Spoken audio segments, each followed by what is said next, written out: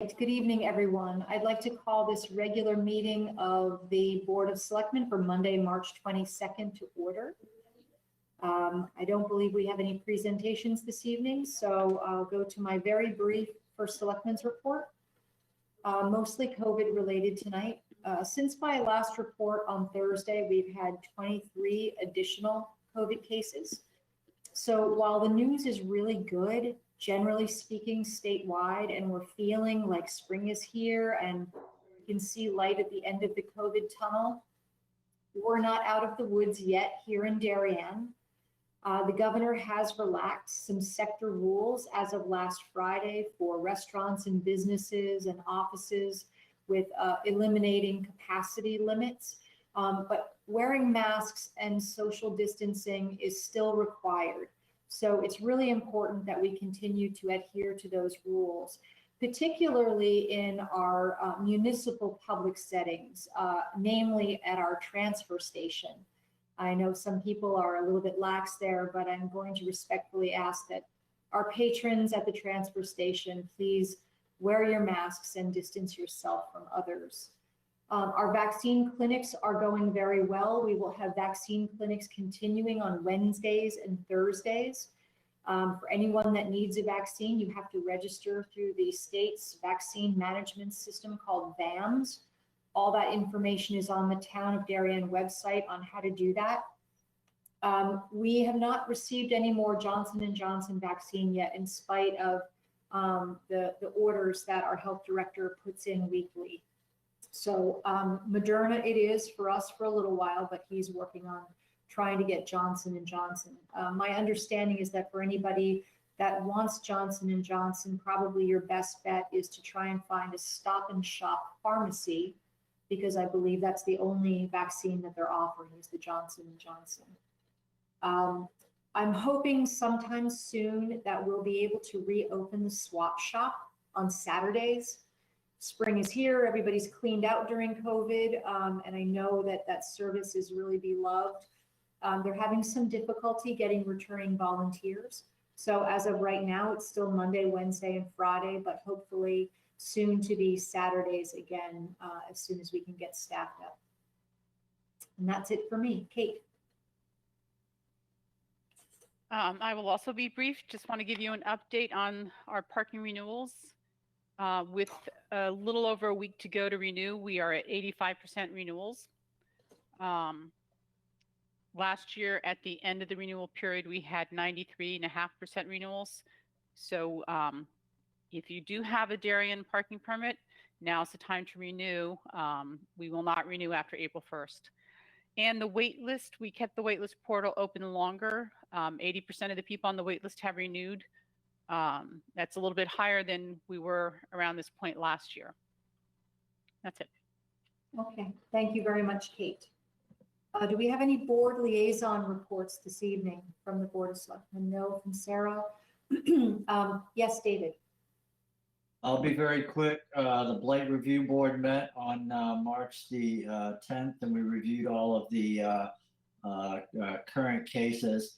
We currently have 5 properties in town that are now have been served the official notice that fines would begin to accrue. So we're accruing fines on 5 properties in town.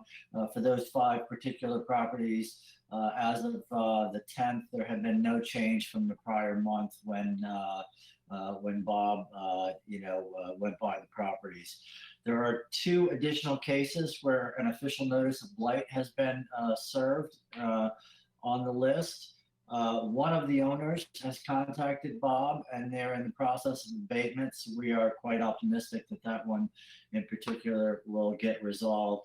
And the other properties that we keep on a watch list, meaning that they only have the blight ordinance requires that we have 2 conditions to be deemed officially blight. These properties would be considered to only have 1. There are currently 11 properties on there, but one of them has actually completed abatement. We would say that they have none, but we're going to give it a couple months just to monitor and make sure that they don't relapse. But overall, looking good, looking pretty good in Darien. Thank you very much, David. Okay, I think that ends our board liaison reports. Kate, are there any public comments for this evening? We had the one email from John Cini with the question that I did email out to all the board members, but I believe you may want to wait on that until your discussion of the housing bills. Yes, okay, perfect. Okay, I would like to entertain a motion to amend the agenda right now to move the one and only transfer that we have to be our next agenda item. So moved. So moved. Thank you, Krista, seconded by David. All those in favor say aye. Aye. Aye. Terrific. Okay, we have Public Works Director Ed Gentile here this evening with a transfer of $19,000 for the town hall surveillance cameras, and I will give the floor to Ed. Good evening, and thank you very much for moving me up on the agenda. I'll get right into the meat of this. The town hall security improvements that we had planned and have been planning for the last, I'd say, 3 years plus, are finally coming to fruition now. We had a initial funding for the security cameras, at which time we believe we could probably do the majority of it in-house. And like we had done with the railroad station platforms, keeping the cost down very, very low and putting together a good project. But since then, we've added some security measures, and in working with Kate Bush, had put together a plan to not only put in security cameras throughout the building and outside the building, but also add in security access to the rear door and a key fob system. That'll go in and work nicely with the new doors that we had put in 2 years ago. But be that as it may, with all of the work we are adding and putting together, we had to get a quote from a state bid vendor. That bid did come in at $64,000. We currently have funded between the two funds that are in place, $45,000, which puts us about $19,000 in the hole. Understanding that we'll be adding 23 new cameras to the existing 16 that are already at the Mather Center. We'll be securing all the accesses around the building, as well as strategically placing cameras throughout the hallways and focusing on the entrances and exits of the building. We did have this project vetted through the Darien Police Department. They came through the building and walked the building with Tony Campanella, our facilities manager, and helped us lay out those cameras to make them more efficient, try to cut down on the number of cameras that we would need. So I'm here in front of you tonight to present and request a funding transfer from the town hall renovation reserve account to cover the shortfall of $19,000. If you have any questions for me, I'm more than happy to answer them right now. Thank you very much, Ed. I see Sarah has a question. Just a quick question. Ed, are these monitored live or are these primarily for storage of videos in case there's an issue you need to go back? Currently, we don't have a plan to monitor them live, as you would say, having somebody stand and watch them 24/7 or whenever the building is open.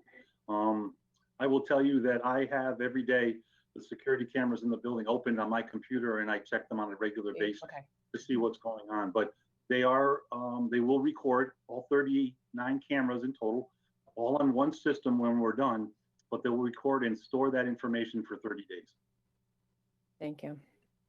Okay, thank you. And I would just caution on discussing too much about our security protocols here at Town Hall. This is a project long time in coming, Ed, so I want to thank you very much for getting us to this place. Any other board questions? No? Okay. Then I will entertain a motion to approve the transfer of $19,000 from the Town Hall renovation reserve to the Town Hall surveillance camera project. Sarah moves, David seconds. Any further discussion? Okay, hearing none. All those in favor say aye.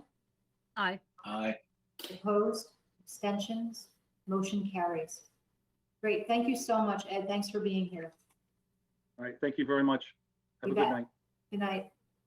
Okay, move on to item number 1 of new business. Discuss a request from the Board of Education to use a portion of the 35 Leroy basement.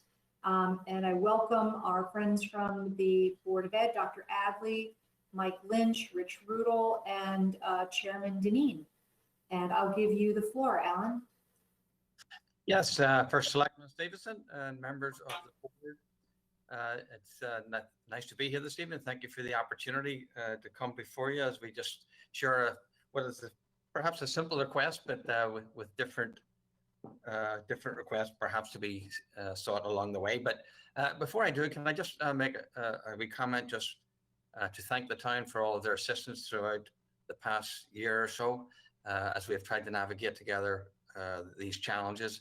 And I may pay particular credit to David Knopf, our Director of Health, for his tremendous efforts, and in particular for his organization of our teacher clinics, and for all the volunteers who participated, and all the nurses. I think David may be a part of that too. Thank you. It was just tremendously well received, so well run efficiently. It was organized expeditiously, and it is very much appreciated. So again, for everybody, both behind the scenes and up front, for all of your efforts and supporting our children and our families through this challenging year, it's very much appreciated. Thank you. So today I just bring before you the request. We have a capital request, priority 1 request that is part of our capital budget proposal. It's for about 135,000, and it is the copy center that is at the back of our Board of Education meeting room, if you're familiar with it. And I know Kristen and many of you are familiar with that. The copy center right there is just basically it's inadequate. There's a number of distractions that it causes to meetings during the day. The copiers that we have actually roll into the meeting room. Often meetings during the day with staff and faculty are disrupted, and you participate or watch the board meetings, it's something of the same. So it's just sort of growing out of the space. I don't know if we ever grew into the space, but it's in need of an additional location. We did look at different places around the district and in the schools, and determined that the basement, for which you are familiar with, at 35 Leroy, would be a good location for that copy center. So the copy center is about 420 square feet at the moment. It would increase by 3 times that to 16 square feet. And you do have a printout of it, I think, as part of your packet. And so we're here to start whatever the process happens to be to make that formal request. I know we've been in the building for those of you who've been around a wee bit, I think it's about 8 years or so, or thereabouts. And part of the plan was to do something else with the basement. I want to appreciate the First Selectman's opportunity to have discussions along the way about the use of the facility. That's greatly appreciated. And so I'm here just to start that particular process. Mike's here for more details if you want some technical details about what we got to do. We've started the process with the building inspector and a fire marshal, but this is our first formal request to the Board of Selectmen. So with that, I'll be happy to entertain questions, and my colleagues are here, can also answer questions for us. Great. Thanks very much, Dr. Adley. Probably to build a foundation for this conversation, we need to talk a little bit about historically the decision that was made for the use of 35 Leroy at the time during well, I call it the facilities optimization plan, but it's become affectionately known as the Shuffle Project here in town. The RTM was very clear in their discussion about the Board of Ed getting the same amount of space that they had here when they were in Town Hall in the new space at 35 Leroy, therefore reserving the basement space for a future Town of Darien use. So what I'd like to do is turn it over to Kate and have her share with you the work that we've done over the years to sort of vet the possibilities of how the town could use that space and what our ultimate decision was. I do want to take just one moment, if you don't mind. I see that we have Jerry Genovese has joined our meeting. And Jerry, I'm going to have to follow up with you with a phone call because we're now in our general meeting. Our executive session is over. So you don't need to stay in our meeting. I'll give you a call afterward if that's okay. But it's lovely to see you.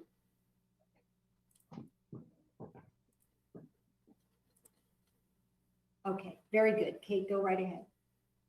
So in fiscal 2019, we budgeted funds to do a study of the basement of 35 Leroy for potential use for office space. Our primary objective was to move the probate court over there.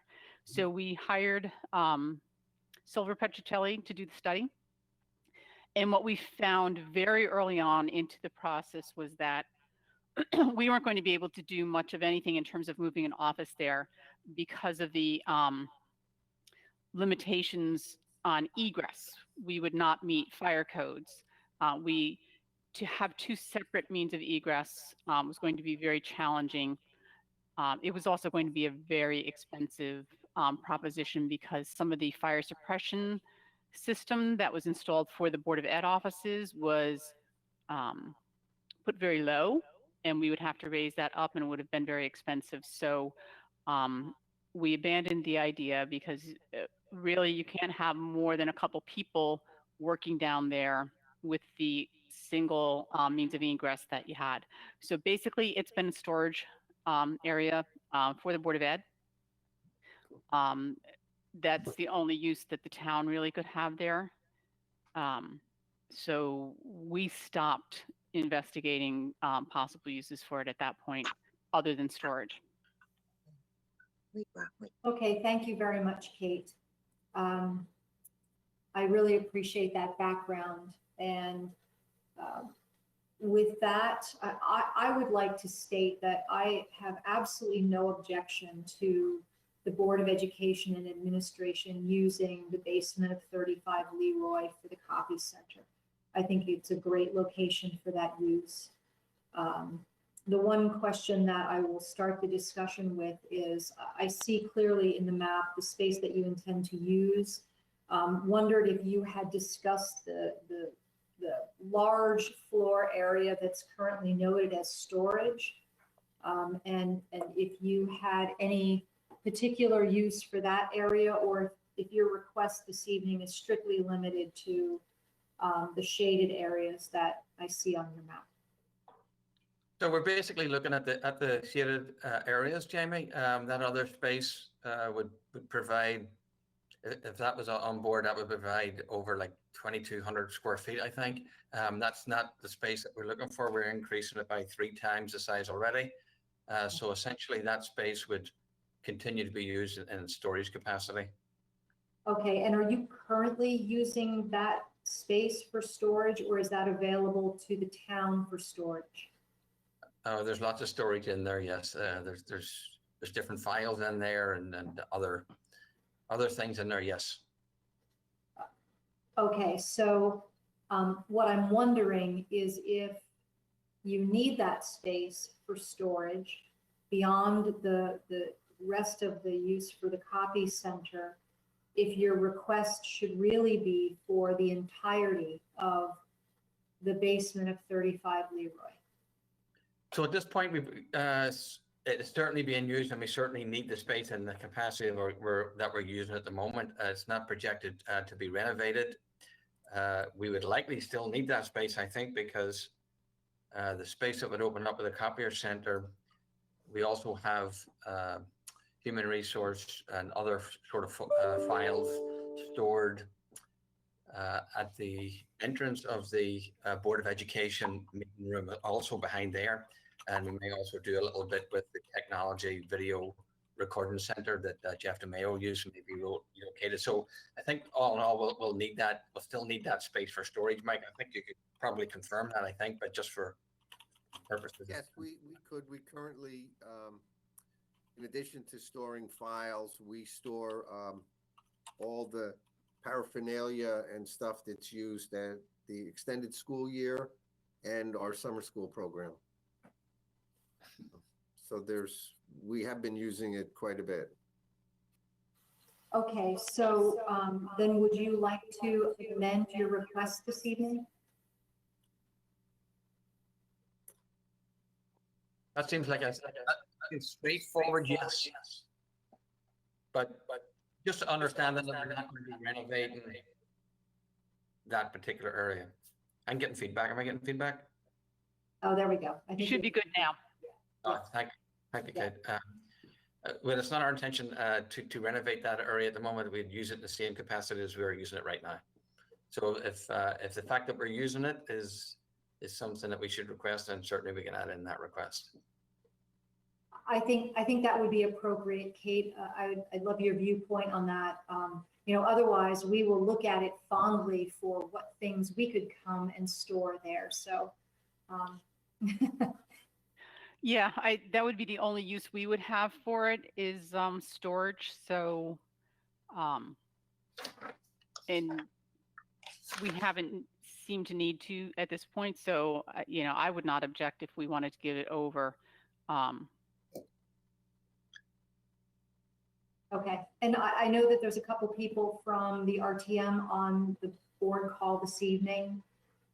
Just want to reiterate that this was a very sensitive topic when that project was approved. And so ultimately the decision will be made by first the Planning and Zoning Commission, because it will be a new use, and Jeremy's here, he can talk about that part of the process. And then it would go to the RTM for our recommendation, whatever that recommendation might be. We will get to that, but let me first turn to Jeremy so he can help walk through what the zoning process would be. Right. I think, Mike, you were around when this got approved for the move to 35 Leroy. And one of the conditions of approval was that it's no use of the basement active use by the Board of Ed beyond what was shown on the plans at that time.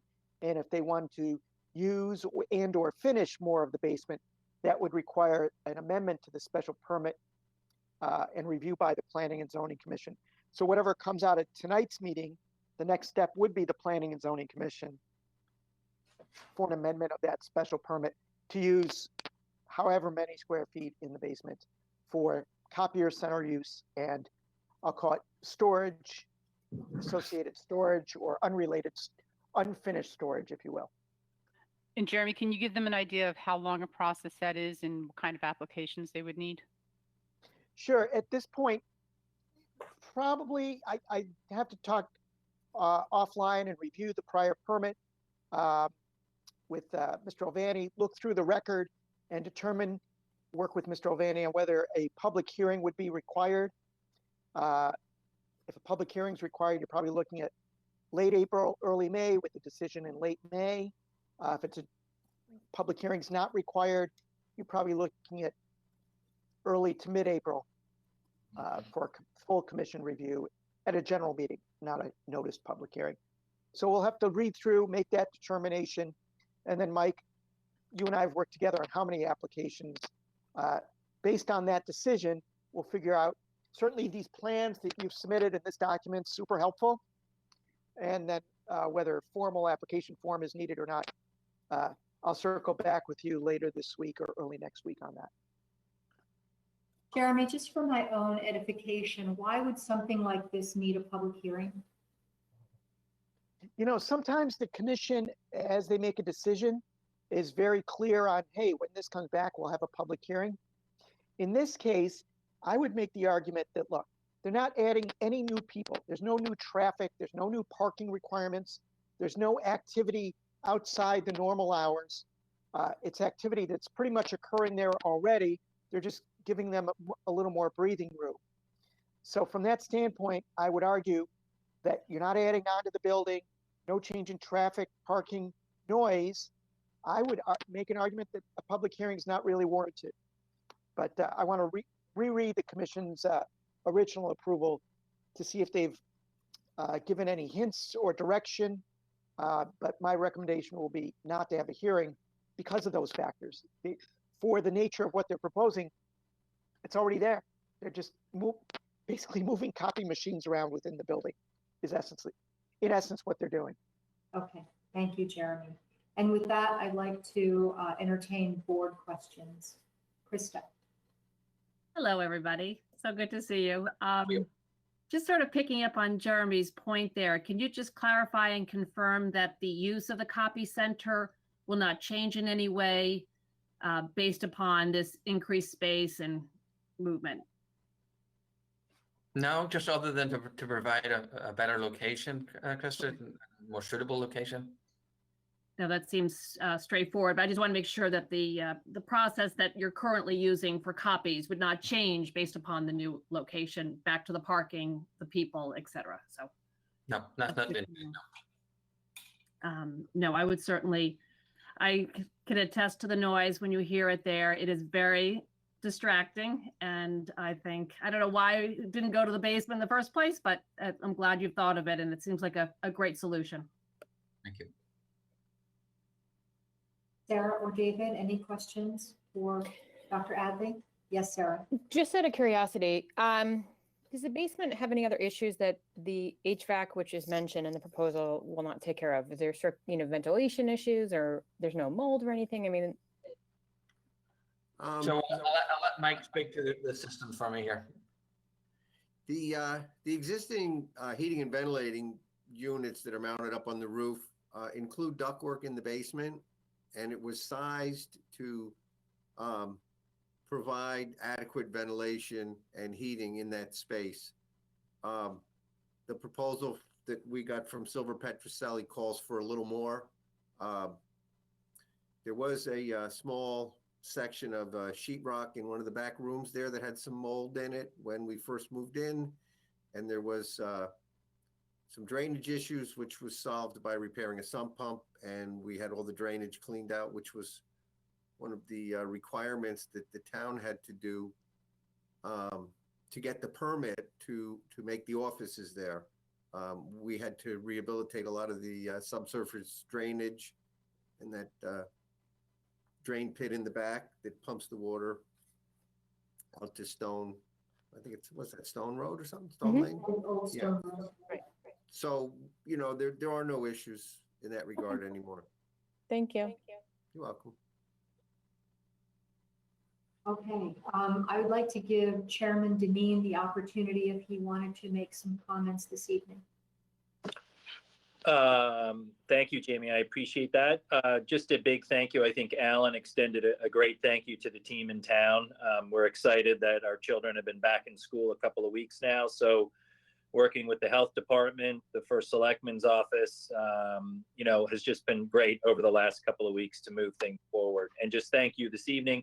I think anyone that went on the tour last week and anyone that spent any time in the meeting room, the noise, the ventilation, we have a staff member that spends a lot of time in there that I actually know. He's, in town a lot. I see him even on the weekends, and he actually extended a thank you for looking at this and making it a better space for all the work that's done in there. So just a big thank you, and we'll work through the process and look forward to working through the process and making this a better space. And if down the road, to your point, Jamie, there's an opportunity to partner on something here in terms of a copy center and also to look at storage, my initial take is there's probably stuff that can be cleared out down there, maybe when the swap shop opens, and we'll go from there. But thank you all for this evening. Thanks, Duke. Yes, Krista. I'm sorry, one other question. With the new utilization of this space and any related utility costs to be operating it, that just gets rolled into your budget there, Duke and Alan? Well, I would say yes to that, given what we're using already for the Okay. copies and electricity and so on. Okay, I just wanted to confirm that the town would not have any expense associated with this shift. Not unless you want to. No, that's okay. Just wanted to confirm, but thank you. No, Make- but I would say that it might be nice for us to talk about what the capabilities sometime, not this evening, but what the capabilities of the copy center are, and if there's an opportunity for the town to participate in those services at some point. Right now, we've been using CCM's copy services, which are terrific and very inexpensive. So I think we found a great solution for the town, but it looks like you've got a pretty good setup over at 35 Leroy. Good. Are there any other questions for Dr. Abley, Mike Lynch, Rich, Duke? No? I think the next thing that we need to discuss, and this will take some conversations with the town attorney, is how to craft this agreement.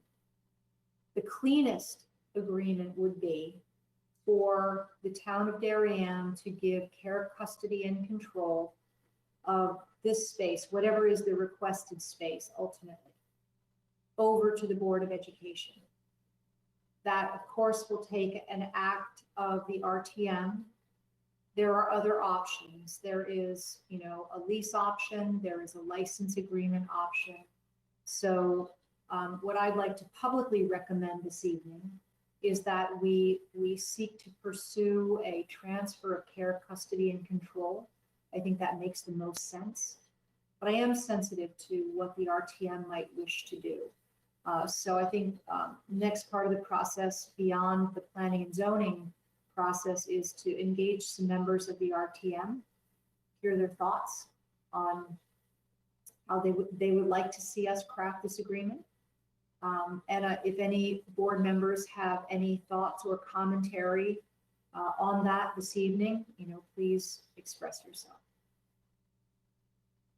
I would look forward to hearing what Wayne would have to say also. Defer to his opinion. Thank you, Krista. Sarah or David, anything else? I think this makes the most sense. They're the ones that are using it. Okay. Yeah, Jamie, I think your recommendation makes the most sense. It may take a couple of days longer, but ultimately it's the right way to go. Okay. So we don't have this on our agenda for an action item. It was a good discussion this evening.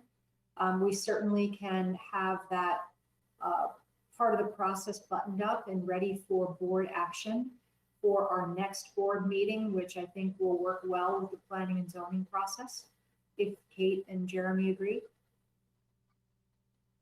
Okay. Yes.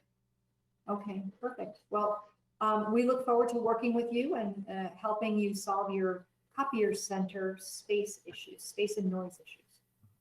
Thank you, Jamie, and thank you to the board for your receptiveness. Much appreciated. Thank you. You're very welcome. Thanks for being here this evening. Thanks, Enjoy it. Dave. Thanks, Mike. Thanks, Rich. Okay, new business item number 2, discussion of proposed updates to grant application and draft grant agreement requirements. I know that Krista has been working closely with Kate on this, and so I will give over the discussion to Kate and Krista. Go ahead. You're You're on on mute, Krista. Thank you. Yes, well, Kate and I had the opportunity to meet to discuss a more formalized process for our, in this case, we were focusing mostly on the grants, so that we feel that the community better understands the process, the transparency, and an easier system to move forward to grant grants to our wonderful organizations within Darien and in Lower Fairfield County who service.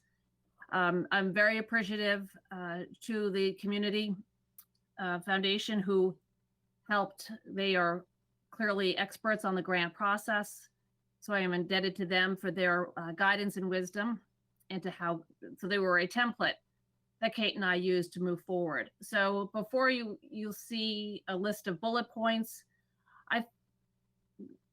Maybe we'll break it down into 3 processes. The first being that we really were looking at, if you see on the Town of Darien grant request form, number 1 was how can we help the community and the nonprofit world understand those agencies to which we feel as a board, and there's no decisions made, but to identify those organizations to whom we would feel it is appropriate.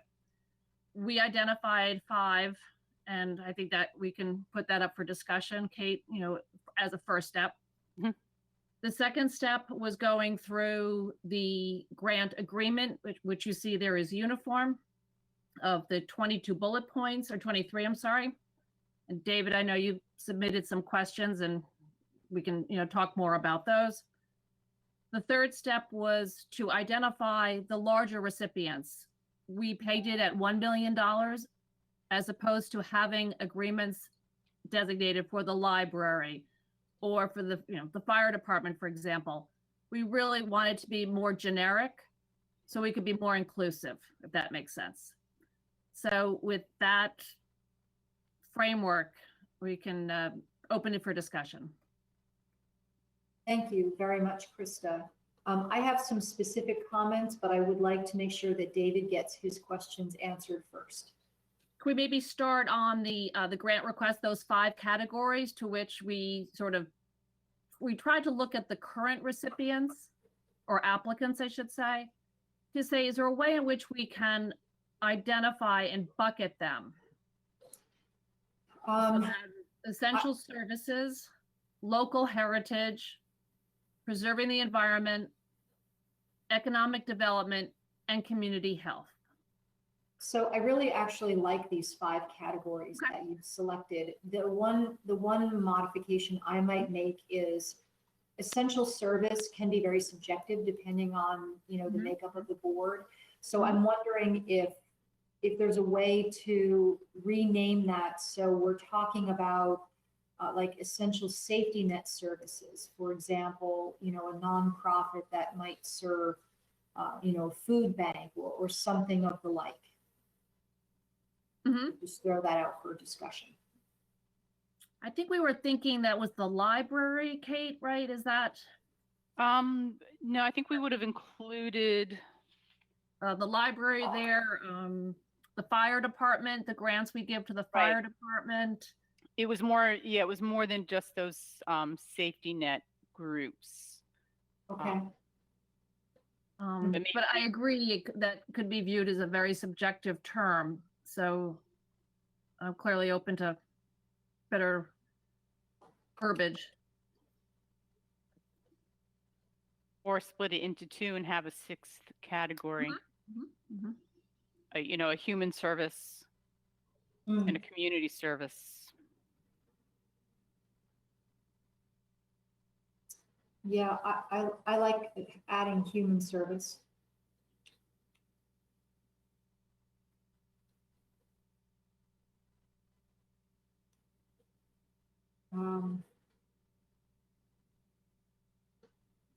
And maybe expand and say community or emergency service to specifically note our local volunteer organizations. Mm-hmm.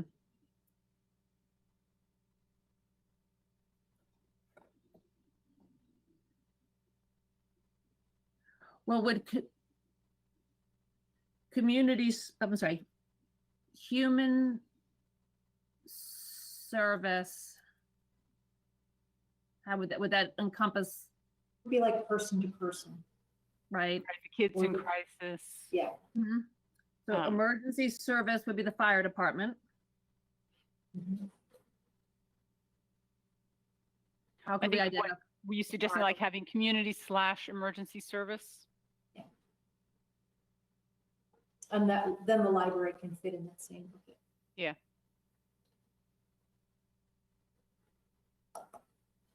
Okay. So are we adding 2 then? One is human service, the other is community emergency service? Well, we're getting rid of the essential service. Okay. And changing that name and adding human service. Okay.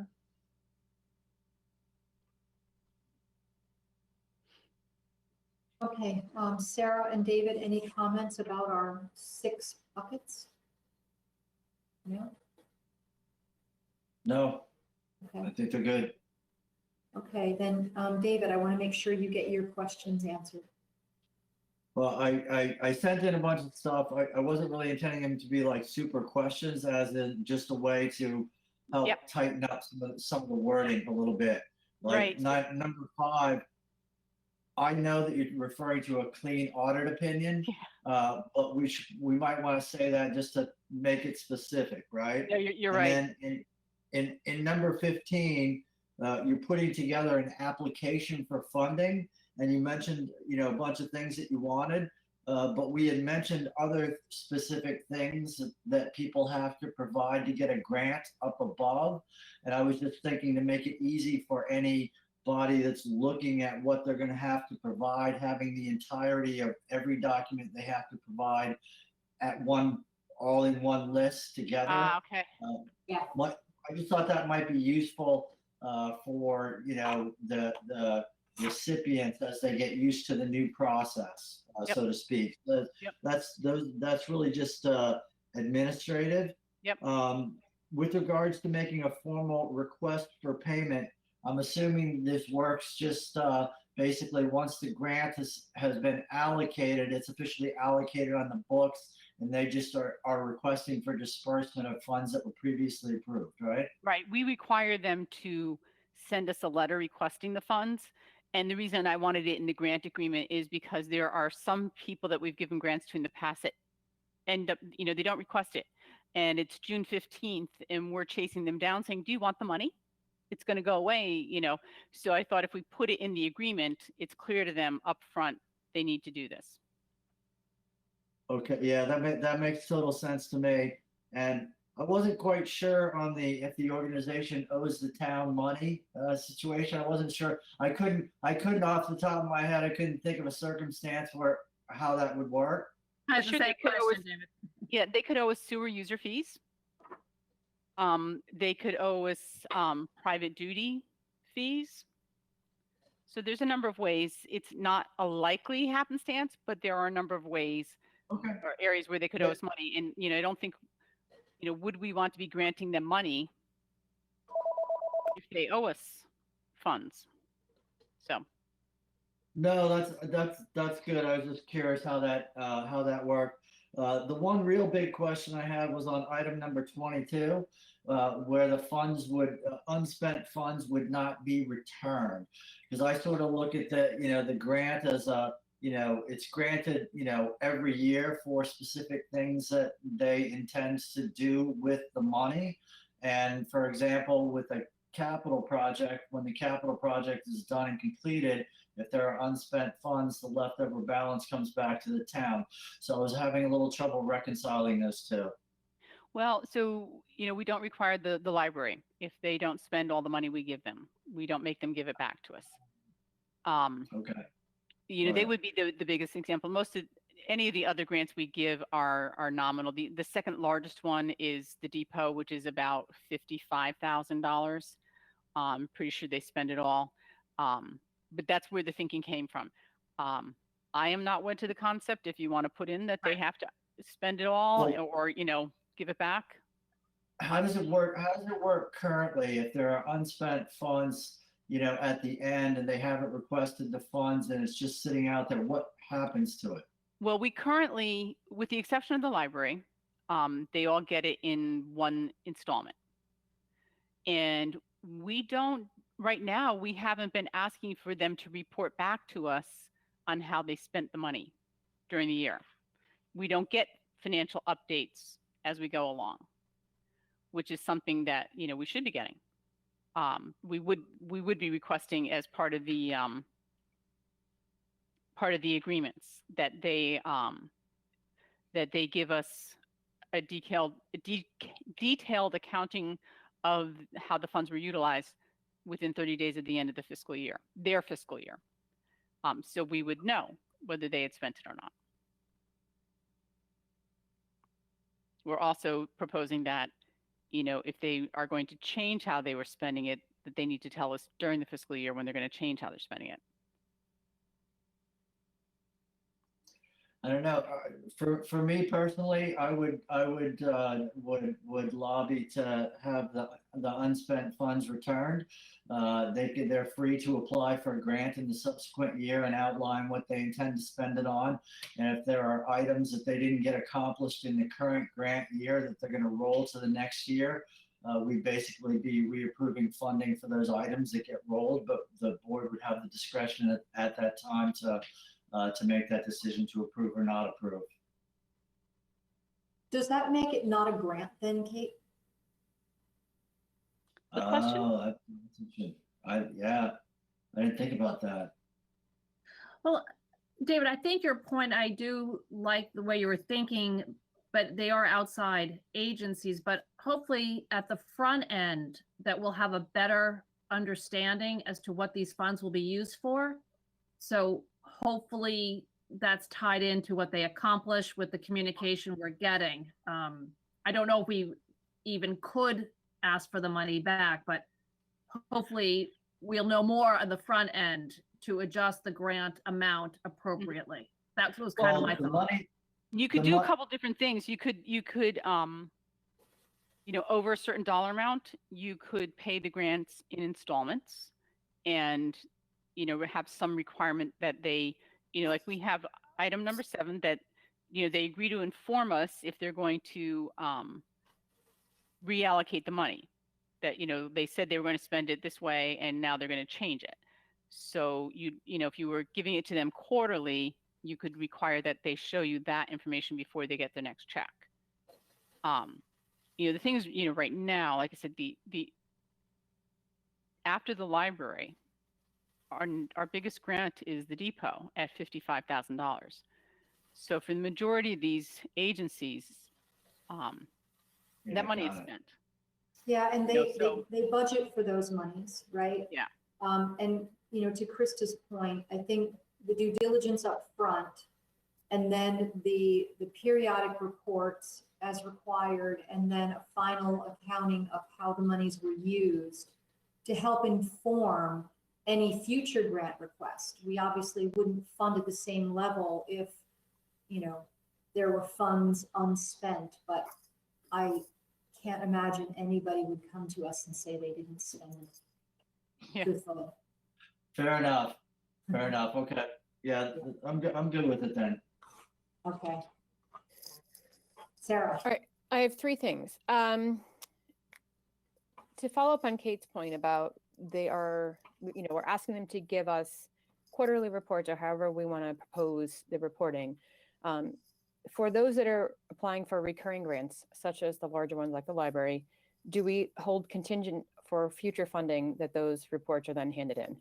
That if we have a year or 2 years of no quarterly reports that have come in, do we say we're unable to do something? That's a whole other discussion. 2, how many years worth of financial reports or budget do we want to look at? Do we want to just look at 1 year? Do we want more than one? I know it's very helpful when we do our own budgeting, we're able to see many years worth for each of these budgets to see if there's outliers and why. If we don't have more than 1 year, sometimes it's difficult to see where that goes. And then for number 11, recipient must disclose their purchasing policies to the town. Is that just for the ones that are specific for the item? Like, for example, if there's a grant to purchase a particular item, a machine, or what have you, for one organization, or is it for all of the purchasing policies for the library, for example? We would be looking for a broad purchasing policy for your organization to make sure that Like bids and so forth that for each of these. that if you do, that you do bid where appropriate, Mhm. that you have certain language in there. If you look at the next one down, number 12, that they need to comply with anti-discrimination policies. If you see our bids, we always have language in there about equal opportunity, women and minority-owned businesses. So we'd be looking for the agencies to follow suit. Thank you. I think you raised a really good point on, how many years of financial statements. That's a really good point. So, perhaps we should up that to 3. I think we had looked at 3 because we were concerned about a brand new organization. How viable are they? I wanted to see some traction on an organization before giving over the taxpayer funds.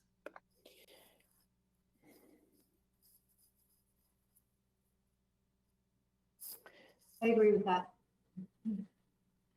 Question on the, under specific items over $1 million. Employee benefits that are paid with town funds must be in line with, those words in line with. What do you mean by that? You know, that was a reaction to some of the policies that the library had at a certain time for their employee benefits that they varied from the town. I believe theirs are now more strict than ours. But yeah, that could be wordsmithed to be better. Yeah, I think that we should be clear and it should be applicable to any grant recipient in the future that might receive a grant of over $1 million. I get that we were doing it with the library in mind. It might be very difficult though. You know, there could Maybe be just ask them to disclose it. There could be another organization that has a very big budget. And the town's grant to that organization is over $1 million, but they have, you know, vastly different employee benefits that wouldn't at all need to mirror the town's benefits because, you know, I think we think of the library, we have a very close relationship with the library and, you know, we fund a significant portion of their budget. So they're different. Yeah. And we provide, basically, we provide the majority of the funding for their employee wages and benefits. Okay, so maybe that's how this needs to be addressed. I would say that, you know, if the grant monies are being used to pay employee wages and benefits, you know, we would want to at least, you know, take a look at their benefits policies. I think we need to discuss that a little bit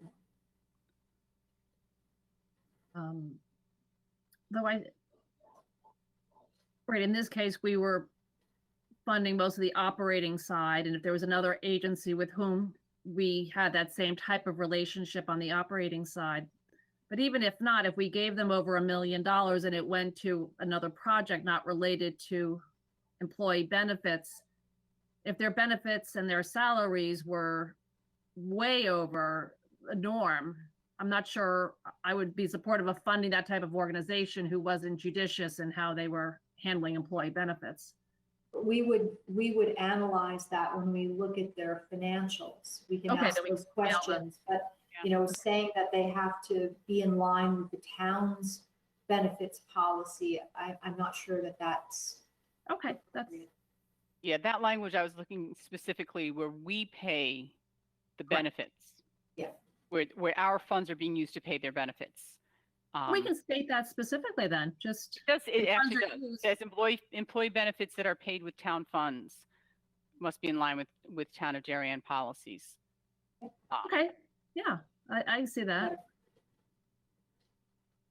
I have a couple other things, just minor things. I think that we should request on the grant request form that we get the contact information for any board president and the board treasurer. I also, if the organization has bylaws and mission statement, I think that should be included as an attachment. Bylaws and mission statement? Yeah, hopefully the mission statement might be in the bylaws. But, and then lastly, I appreciate how you've organized this grant request form, but I'm hoping that it ultimately can be a fillable form that gives people a lot of space to articulate the answers to the questions you've asked.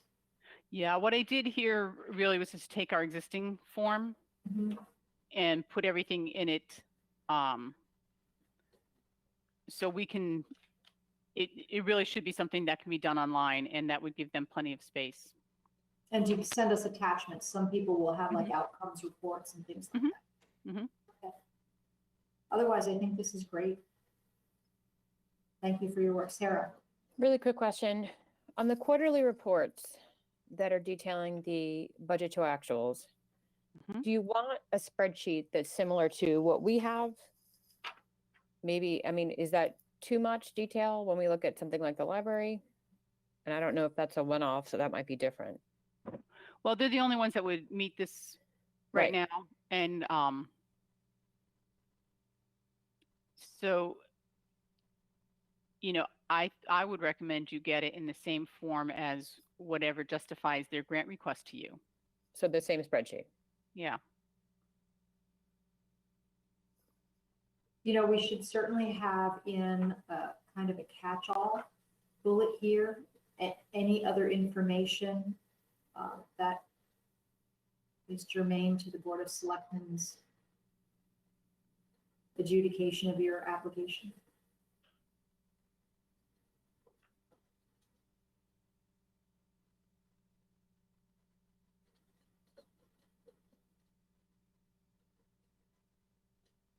Okay, anything else on this tonight?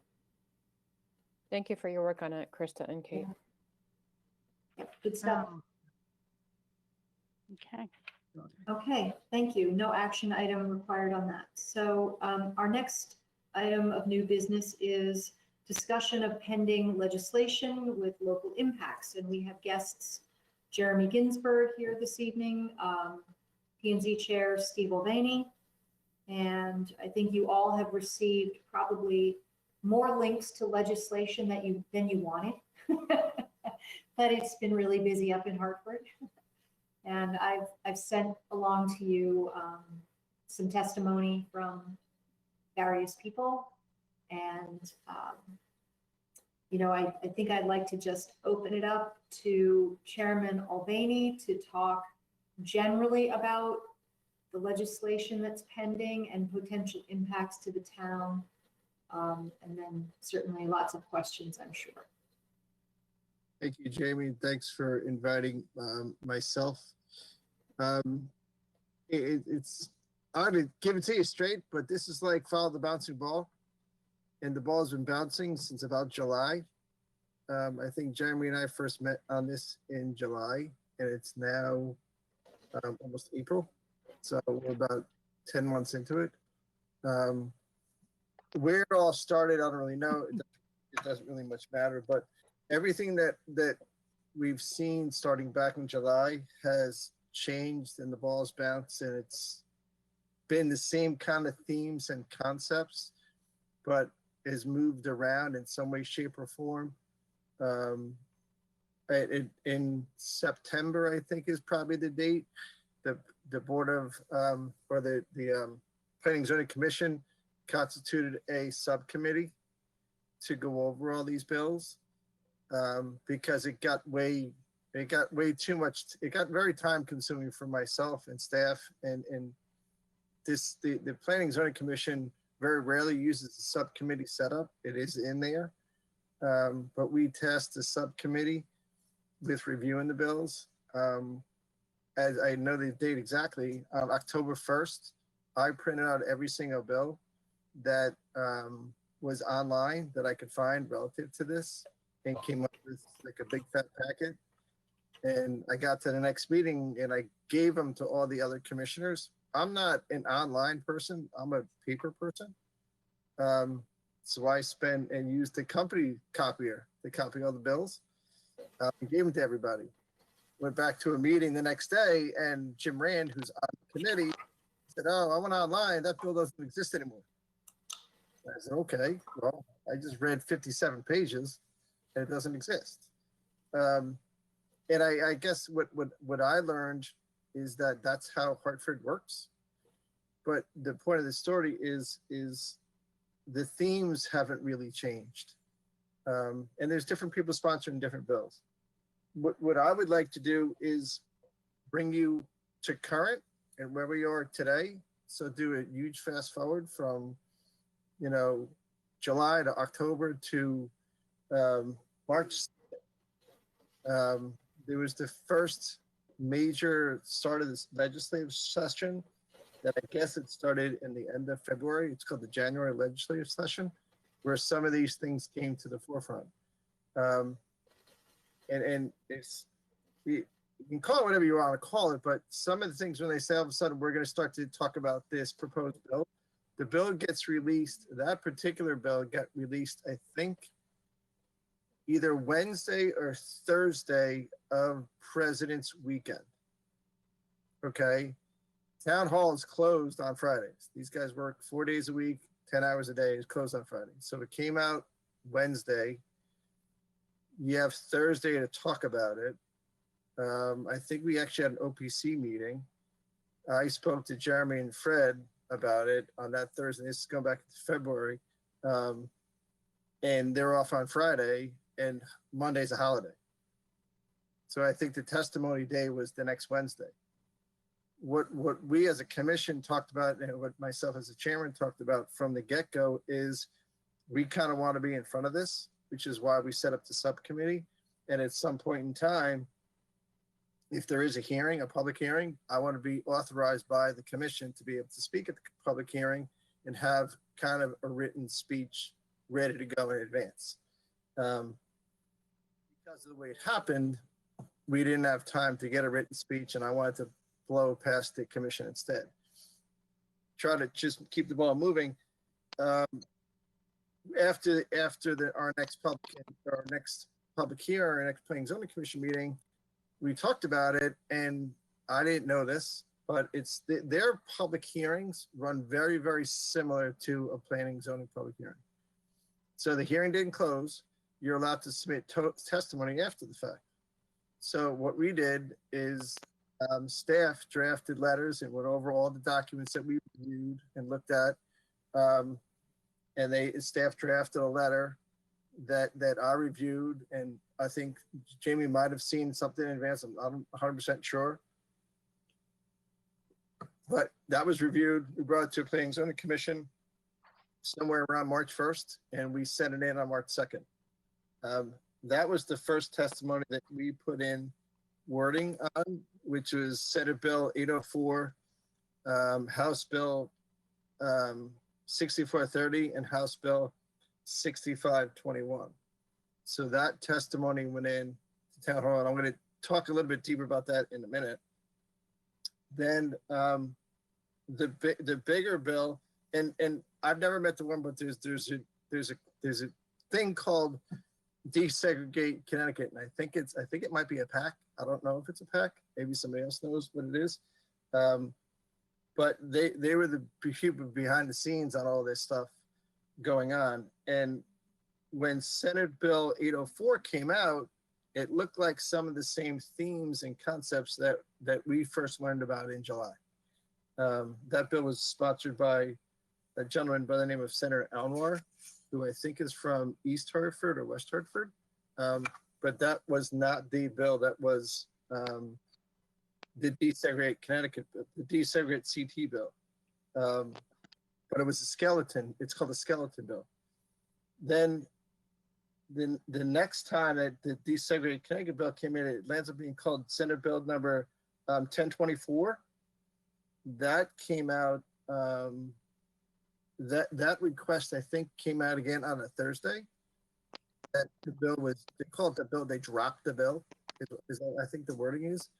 I think that came out on a Thursday or a Wednesday. And the testimony for that bill was going to be Monday, March 13th. No, actually Monday, March 15th. Again, remember, town hall's closed on Friday. So we had to respond and put in testimony on that bill, which is the same as Desegregate Connecticut that was in July. It was the same as 804, which came out in February, and it was the same thing. So town hall staff worked over the week with me and a bunch of other people, and we submitted testimony on that bill on Sunday night or Sunday afternoon by I think the 3 o'clock deadline, which is letters that they're public record. I apologize if they were not sent to the Board of Selectmen, or I mean, I know Jamie Stevenson was CC'd on them, but I don't know if the whole Board of Selectmen see them. But it's public document. If anybody wants to see the letters, they're on file. So what I really want to start out with is what's in some of these bills in a global perspective, what the reason why the Planning and Zoning Commission opposes the bills, and how it kind of works. I think the easiest bill to look at is a thing called Senate Bill 804. And in my letter on March 2nd, I opposed bills 804, 6430, and 6521. If you think about it, I'm going to say there's one that's a big main theme in it. It's called ADUs. I didn't know what an ADU was prior to July. I never heard of that word. It means an accessory dwelling unit. Some people call them granny pods. Some people call them mother-in-law apartments. When I was graduating college, I lived in my parents' house, and part of the house we called 56A, which was I had my own door, my own bathroom, my own bedroom. I could sneak in and sneak out, but I didn't have a kitchen. Darien does not allow a second kitchen on a piece of property. It's been a long-standing policy. We've had many requests for ADUs in town.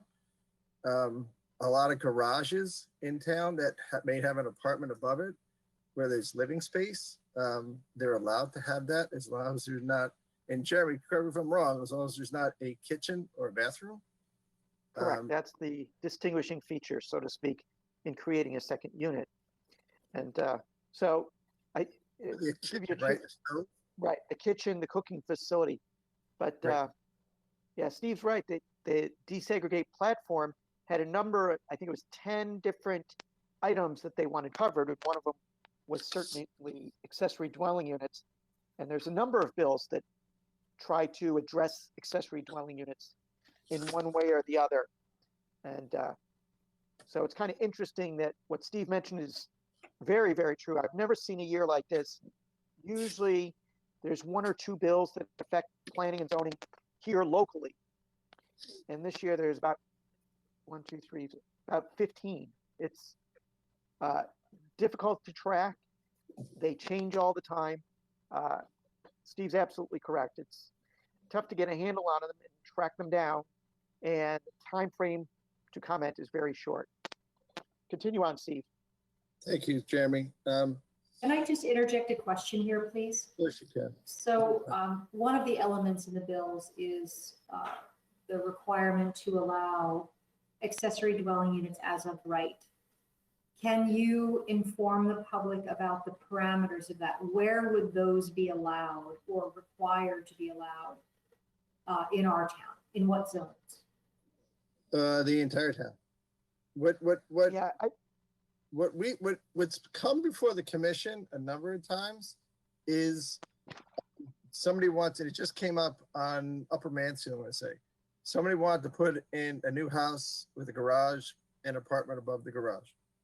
And I think the initial set of plans might have had a kitchen in it. The gentleman got denied because you're not allowed to do that. The guy has like 2 acres of land. It's a big house. It's way in the back. Nobody can see it. And it's, now a lot of people work from home. So they want to have, maybe cooking facilities inside their house. In the bill as it's constituted, and I can get to a specific line added, and I could honestly talk about this stuff for over an hour, but I don't want to take up that much of your time. But the as of right ADUs in town would be the entire town. So my father-in-law lives in our 1/5 zone. His lot, I think, is 50 by 100. He can put an accessory dwelling unit in his house when his driveway only holds 3 cars. Right. And part of it is you don't have to have parking. With this, it's woven in there. His house is on Hollow Tree Ridge Road. So if you can't park in his driveway, you got to park on Hollow Tree Ridge Road. We don't have overnight parking in half the year in Darien on any street. And remember the day that this bill dropped, we had a huge snowstorm. And so even if you did park in the street, you got to move your car because the snowplows are coming through. So that's why you can't do it. And we've talked about this for a while on our commission, and our commission is going to look at ADUs. I don't really personally mind if Mr. Smith, that has 2 acres up on Mansfield, wants to put an apartment above his garage, or have a pool house, have a kitchen, or have a guest house, have a kitchen. But that's where the ADU concept is going to come in the town of Darien, in my belief, to be counted towards, we call them moratorium points, for lack of a better word, in our town. They're actually called HUE points, which is housing equivalent points. And all the new stuff that we're building in town has a deed restriction on 12% of their units, which are housing equivalent points. So we get housing equivalent points, which helps towards the E30G goal of 10% in town, of affordable housing in town. If you build a pool house with an apartment, or a guest house with something, and a pool house with facilities, that does not count towards your HUE points unless you deed restrict it for, is it 40 years, Jeremy, or is it 30 years? Yeah, it's 40 years. And just reading through the proposal, there is no requirement to deed restrict affordable units or accessory units, or even to make them affordable. So many people who do rent them out will likely rent them out at whatever the market could bear.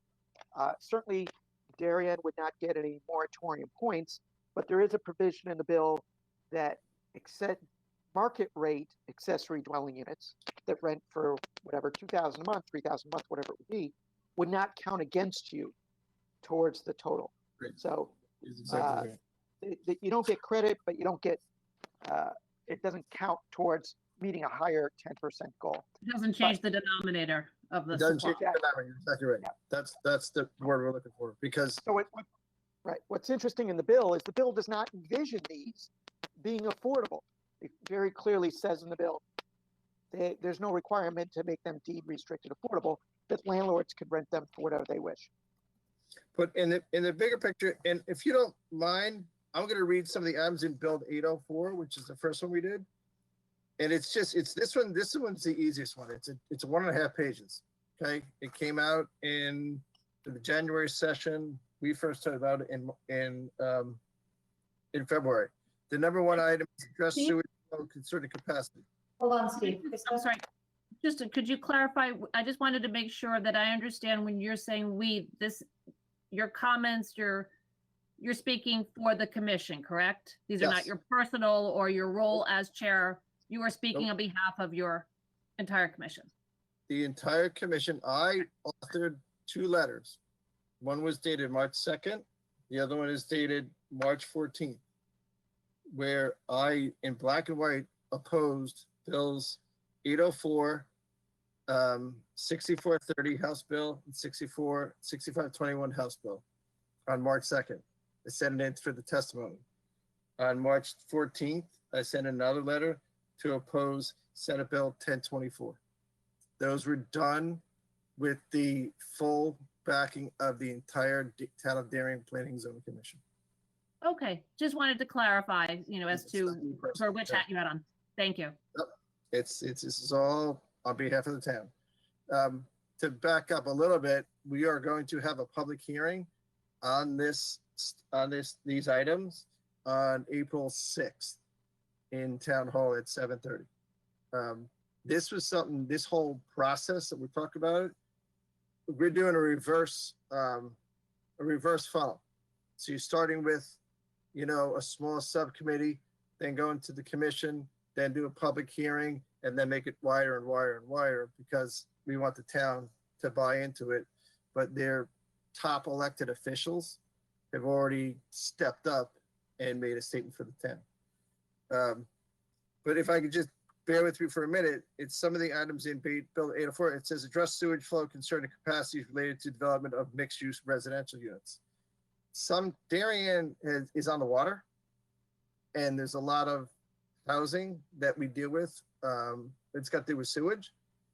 The bill, and I can't get into super specifics, they want to create alternate sewage plans and plants to build in areas that do not have sewer, and you can build multifamily housing there.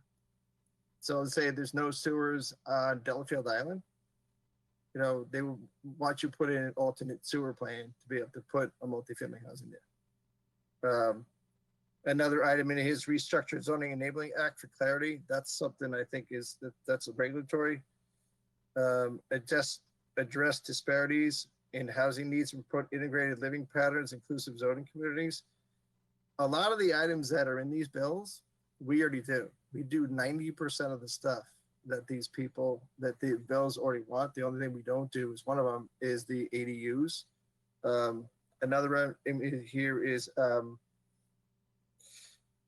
address certain fees, costs of application or appeals and other proceedings for certain residential development projects. When a big project comes into Darien, such as Corbin District, such as Federal, such as Palmer's, the town hires our own third-party consultants to review all those plans. The town spends thousands of dollars to review those plans, and those bills actually don't get paid by the town. We spend it, we get reimbursed by the developer. They want to cap those fees that we can't get that money back from the developer. Allowing the housing authorities to expand their areas of operation. That means if the Norwalk Housing Authority want to build in Darien, or the Stanford Housing Authority want to build in Darien, that they would allow it. The bill metamorphed, is that the proper word? Changed over time, where at first you could do it without permission. I think the most recent draft is the town that you're going into has to accept you. So if Danbury wants to go into Ridgefield has to say, okay, that's fine. And you can go in. Another item is here is require minimum annual training for planning and zoning commission members. We already do that. Another item that's in here has got to do with percentage of affordable housing. Our number is 12% on 4-unit minimum. Inside the bill 10 to 24, it is 1 unit on 10 or 10%. If somebody builds a 4-unit project in our town and they put a 5th unit in it that's being affordable, by simple math, it's 20% affordable. We just approved that on the International Tile building. That's going to be a 5-unit project with 1 affordable unit because that's our trigger. It's 20% affordable. The way the bill is drafted 1024, the affordability factor goes down from our 20% down to their 10%. Plus, you could also build a 9-unit building and have no affordable housing. Yeah, the threshold is different. It's they have a higher threshold for the units themselves. That's, you know, we looking at 4 and over 4 versus 9 and over. Correct. And What I do want to tell you, and I want to stop and you guys can ask me questions, is me personally looked at this stuff. Jeremy looked at this stuff. He's a professional planner. He's been in the planning business for 25, 30 years. Fred Donite, who's also a certified professional planner, looked at all these bills. Our entire commission looked at these bills. And I'm also on what we call a committee of chairs, where I've probably had periodic calls or meetings with the chairman from Greenwich of the Planning and Zoning Commission, the chairman from New Canaan, Ridgefield, Westport, Weston, most of the people in southwestern Connecticut. Stanford and Newark are not in this committee of chairs. I think they were invited, but they elected not to. Every single town is different. The people up in Wilton would love to have ADUs. They'd love to have it. They have a small population. Their population is declining, and they have school population that's declining. You know, you can't sell you $2 million house in Wilton.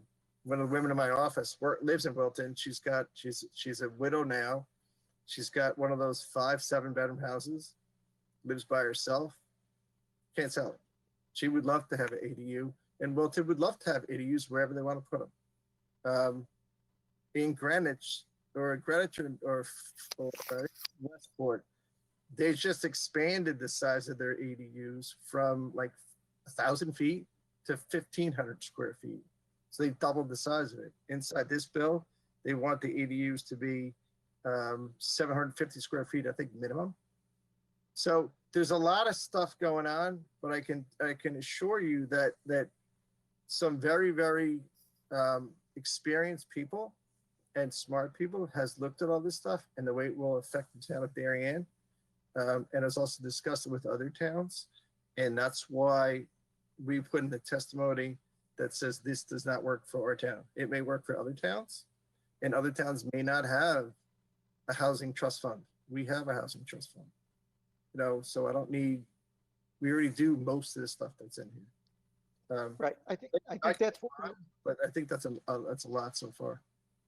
right. I'll just add 2 sentences, which is certainly I talk to my fellow planners routinely, New Canaan, Ridgefield, same way Steve talks to the chairman.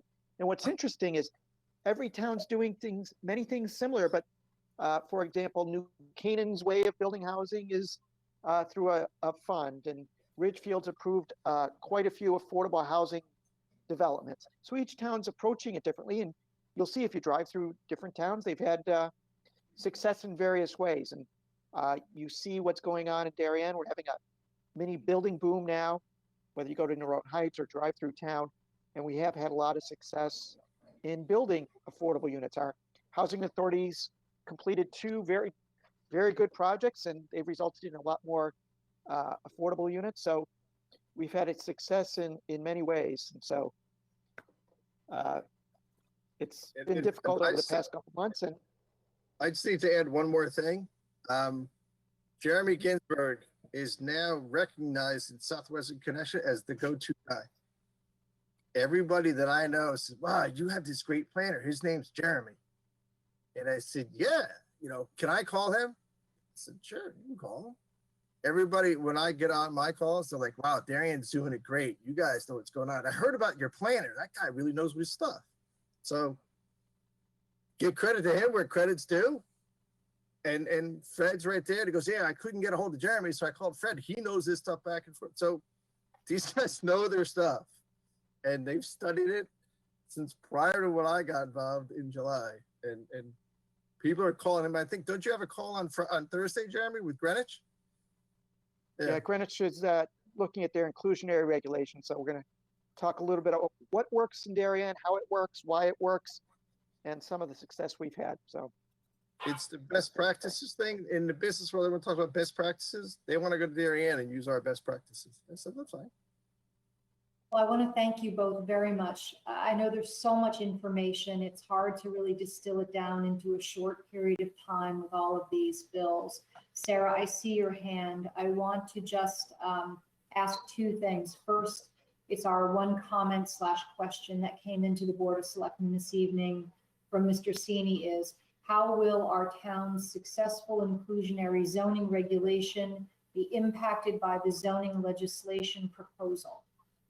And then a follow on to that for me is, could you give us just the quick bullet list of the things that the Planning and Zoning Commission is going to be looking at to perhaps adjust our regulations that will allow for the development of even more affordable housing? Thank you. I'll take the second question first.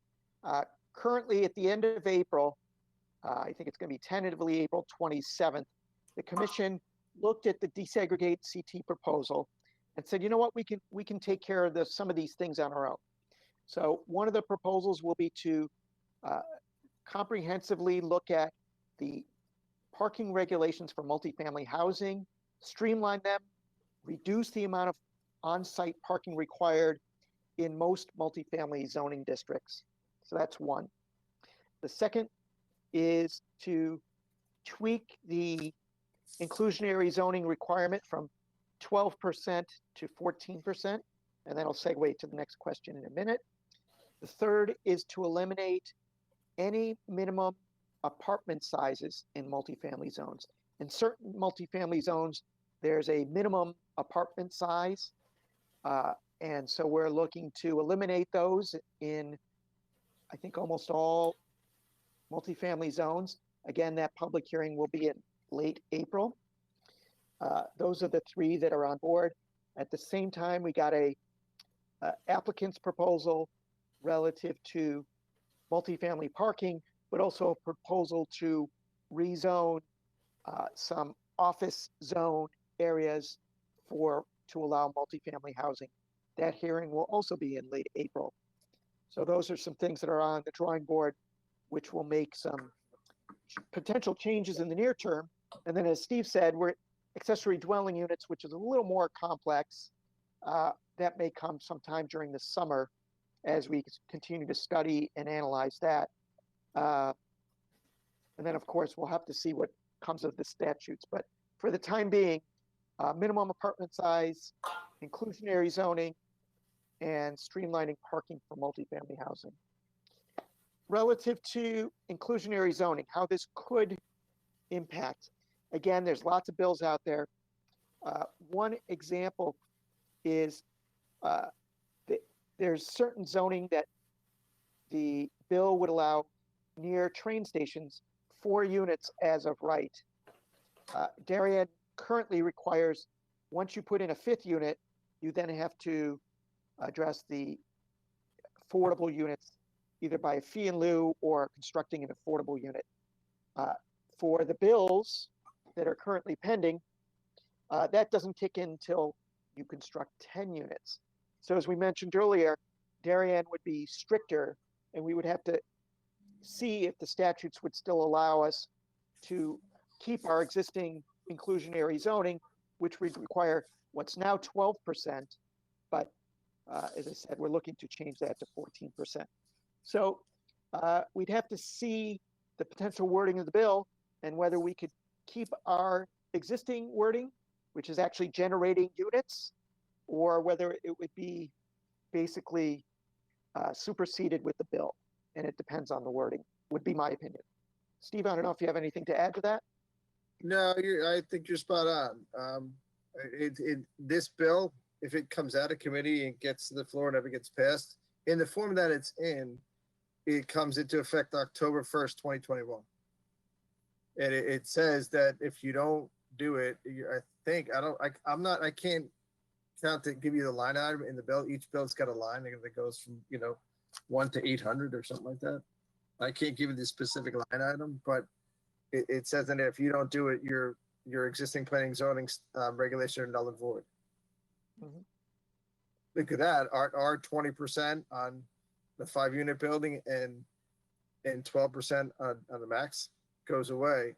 And just as a little bit of background, the 830G requirement for the state, which goes back, I think it's 30 years. Every single town in the state of Connecticut is supposed to have 10% affordable housing. Our requirement is 12%. And just what Chris said earlier is you have to make the target 12% higher, so you're always going to get there. If you only build 10% and you're already at 5, it's straight math. You're not going to get there. If you build 20% affordable housing, eventually you're going to catch up to 10%, and then you're going to be in compliance with the state law that's 30 years old. The one thing I think you also need to mention too is we've already embarked on the affordable housing plan, which was required by the 830J law, which is a year ago. And we tried, I think Jamie Stevenson, our selectman, talked about that in her testimony when she did testify. The Board of Selectmen already allocated monies to the Planning and Zoning Department. We've started to look at consultants that are going to help us with this work. We've looked at parts of the town. We started to look at parts of the town in a meeting in August with all the commissioners and staff and also town council that said, hey, we should look at parts of town where there is an opportunity to put affordable housing there at some point in time. That all gets weaved into this 830J affordable housing plan. And that plan is due, I think, July 2022. Yes. So that's something that's already out there statutory.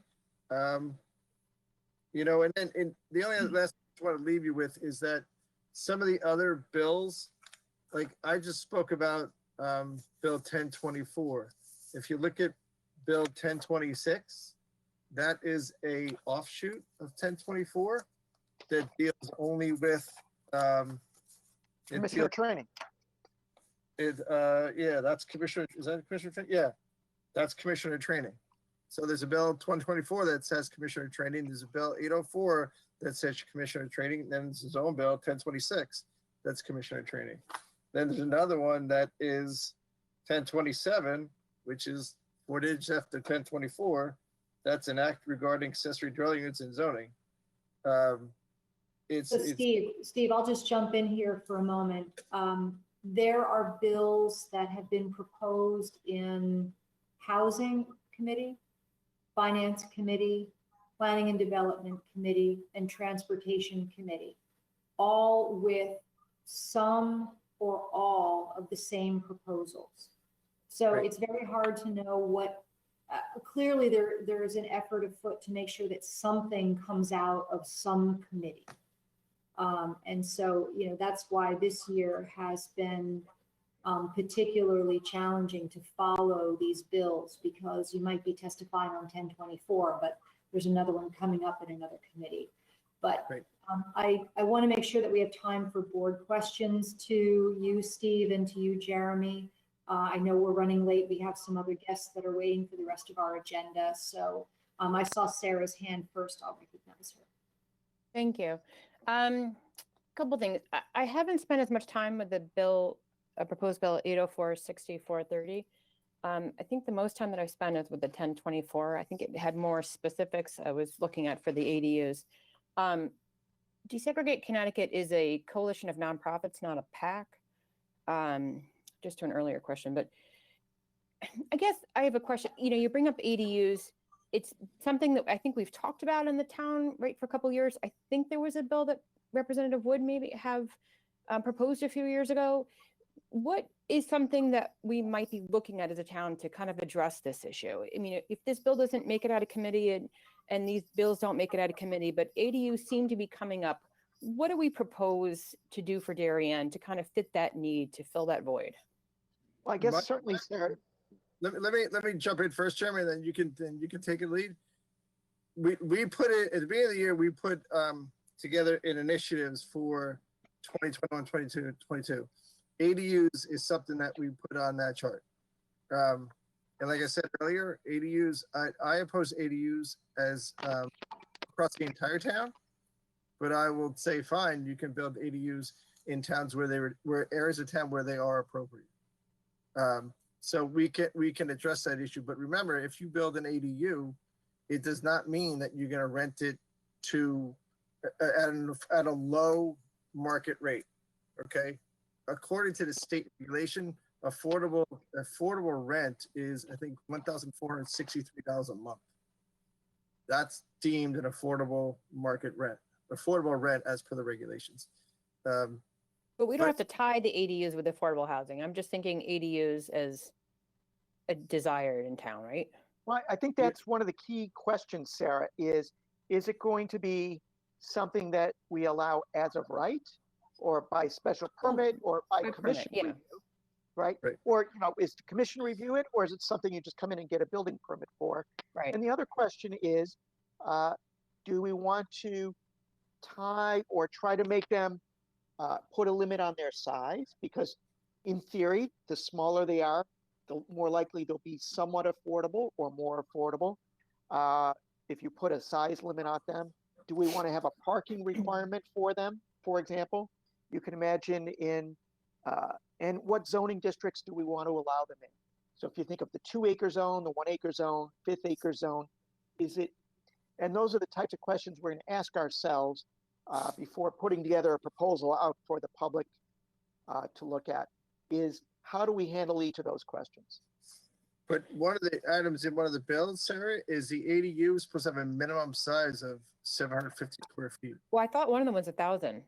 Yeah, I don't Or think it's 30%. 750, Steve. It's Yeah, it's 30% or 1,000. It's Yeah. actually, it limits it to 1,000 square feet, I believe, which is maybe something that we don't want to do here. So I look forward to the Planning and Zoning Commission's discussion about that.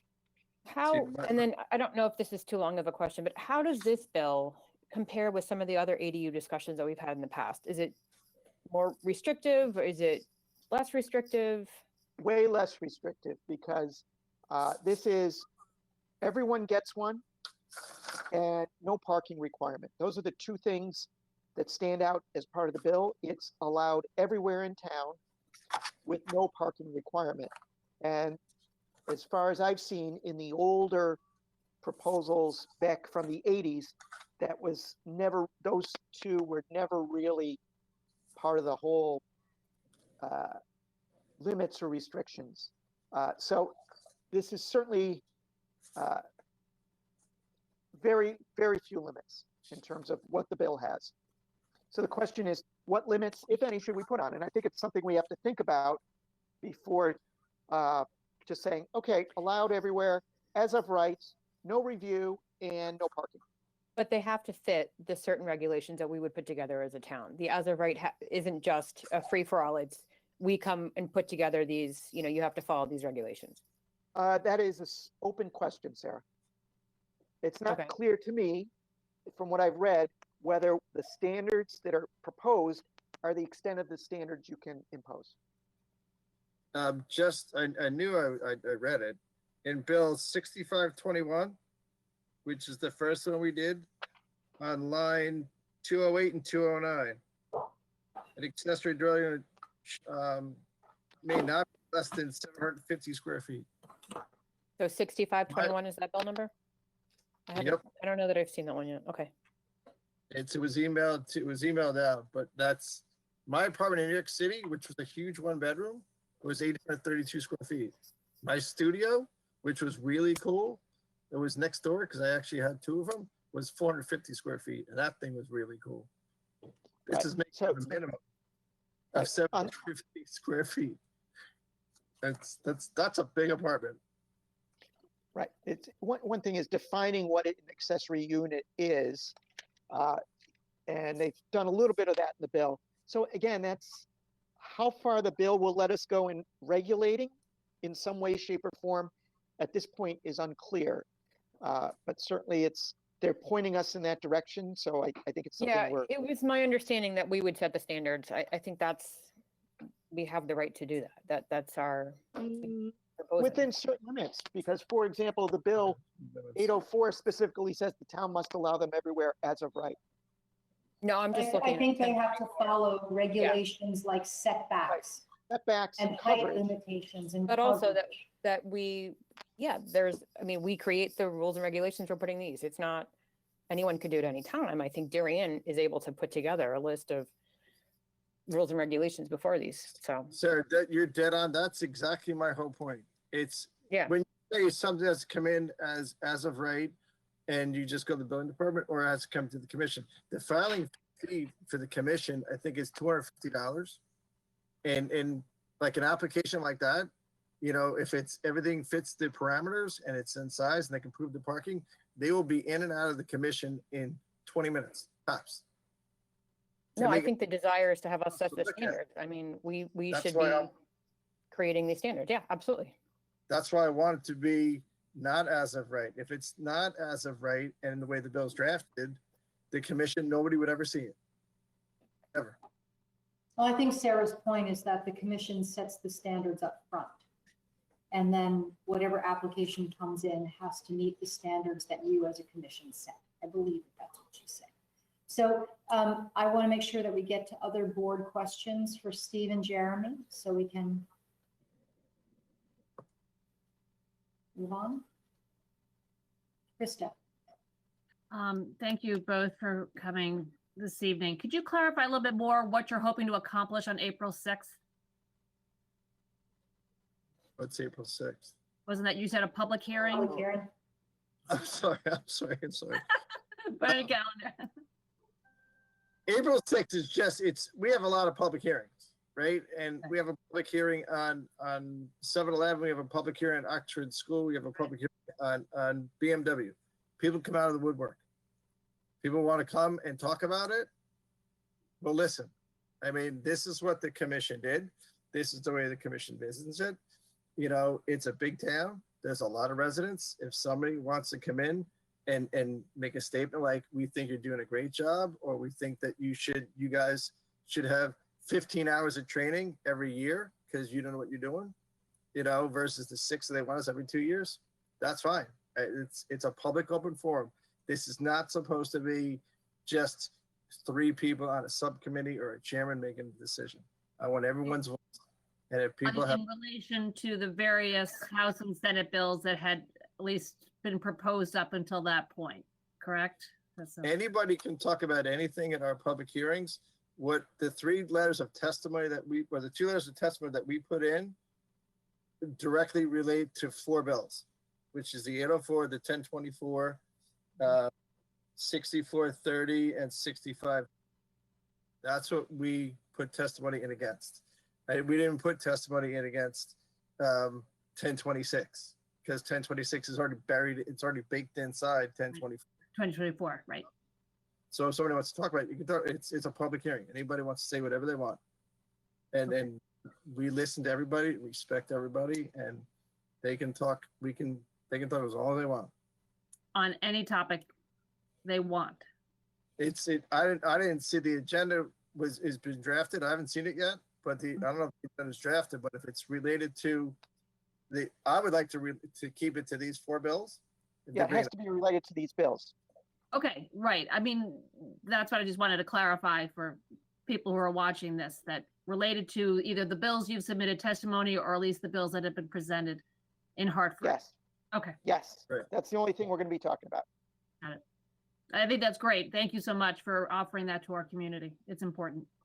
It's very important. I think it's great. I mean, one quick example. Everybody knows Avalon in town, right? Avalon's 9 units per acre. One of these bills says that the minimum should be 15 units per acre. Bill 1024, line 440. See, he read it. Palmer's is 4 acres of land, right? They're gonna have 59 units there. That's 14.75 units per acre. So it's gonna be bigger. It would be more dense than Avalon. So if you had a half an acre lot, you could have a half acre lot.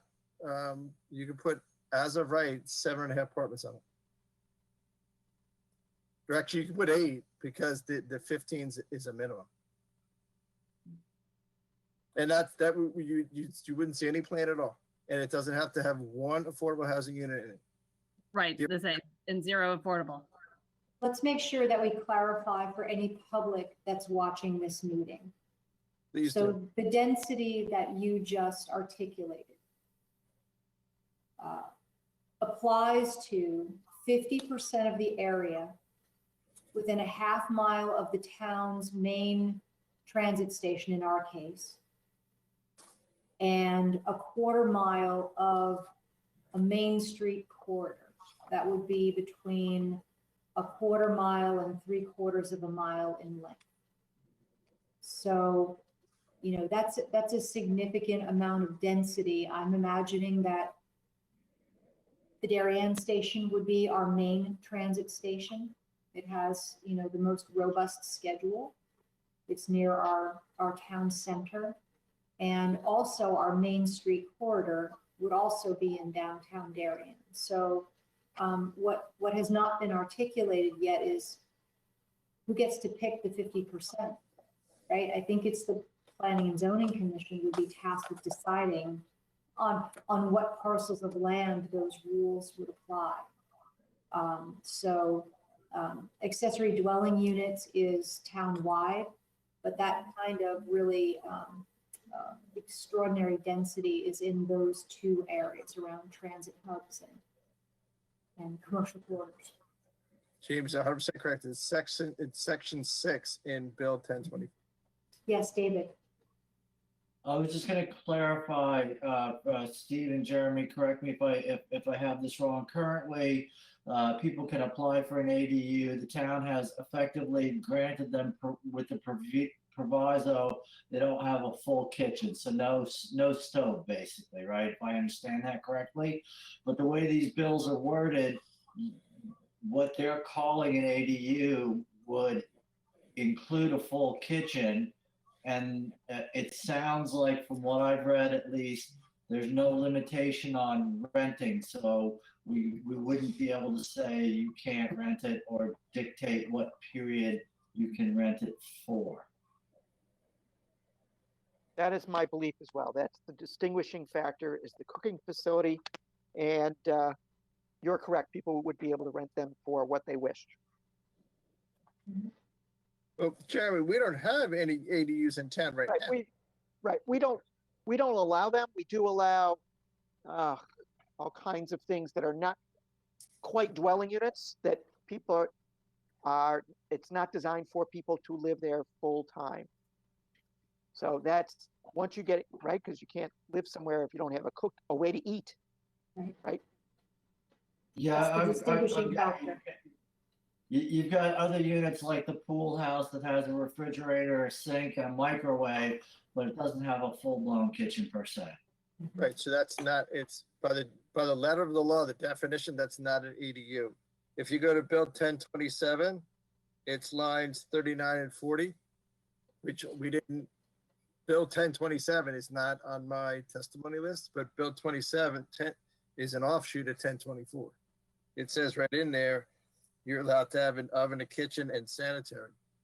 That's the part. I mean, I take a lot of stuff for personal example. Back in the 90s or the 80s, we built a pool house at my brother's house out in West Hampton. He had to put in a septic tank for the pool house because he couldn't connect it to the sewer, the other one. That was drastic. It was super expensive to put in a septic tank, for me using the bathroom that was in the pool house because he was in the main house. That's it's in this bill. So that goes to the very, very first thing I said is alternative sewer systems. So you could have a house that's on sewer and an ADU building that's on septic on the same piece of property. Krista, did I see another question from you? I'm sorry, you're on mute. I'm sorry. I just wanted to clarify also as far as the transit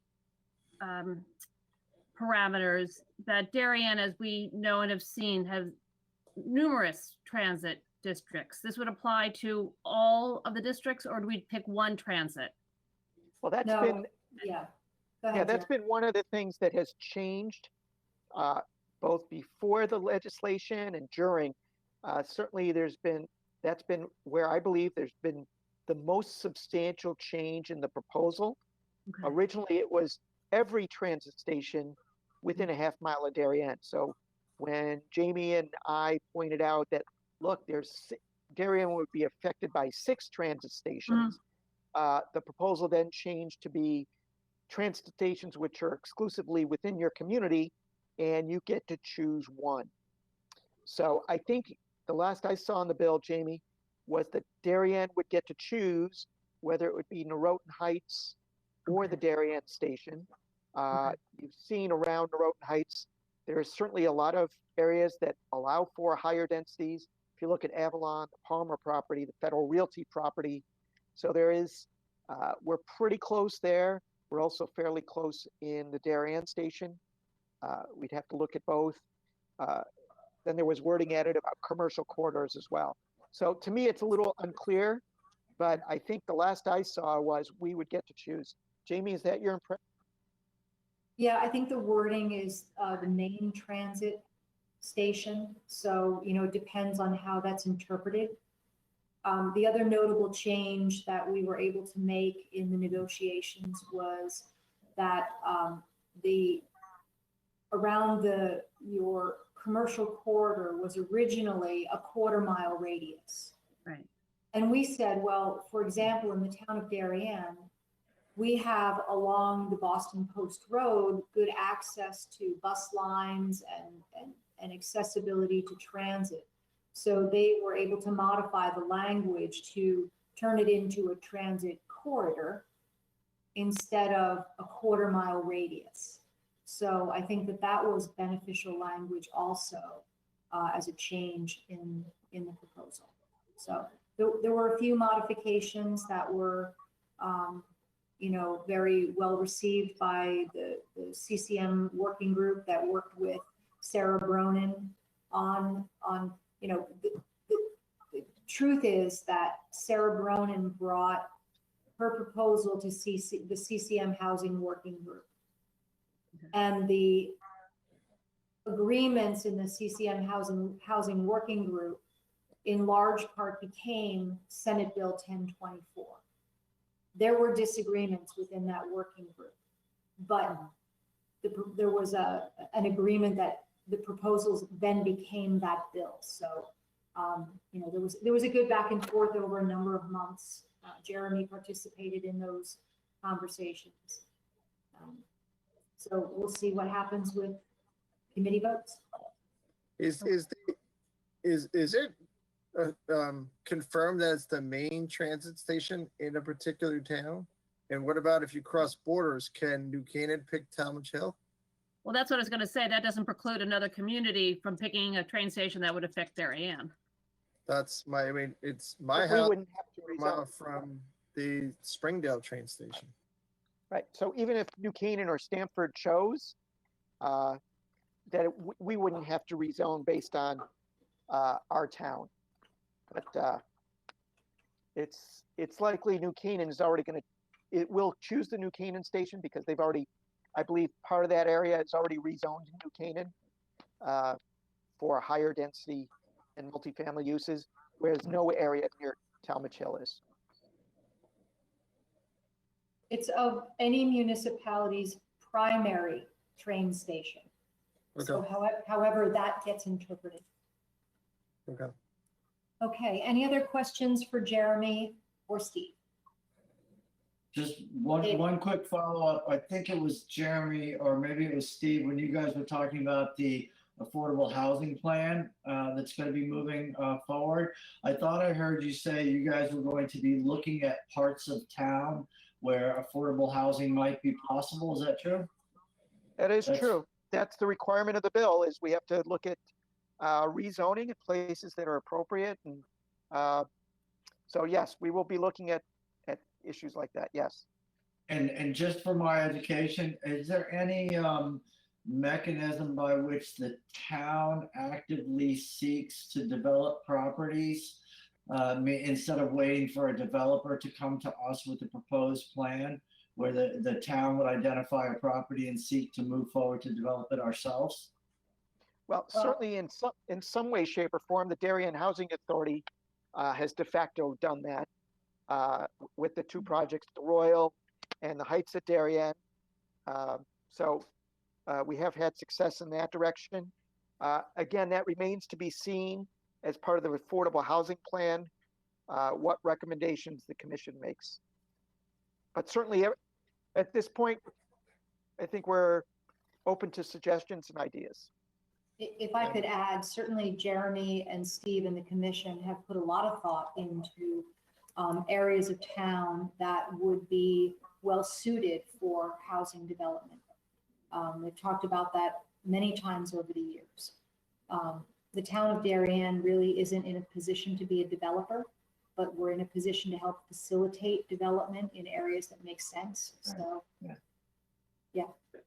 But And I hoping think, that will happen over time, certainly. I think the Norotan Heights Overlay District is a great example. You know, at Norotan Heights, that was an overlay district. The whole thing, is it 10 acres or 20 acres, the whole shooting match? 20, I think.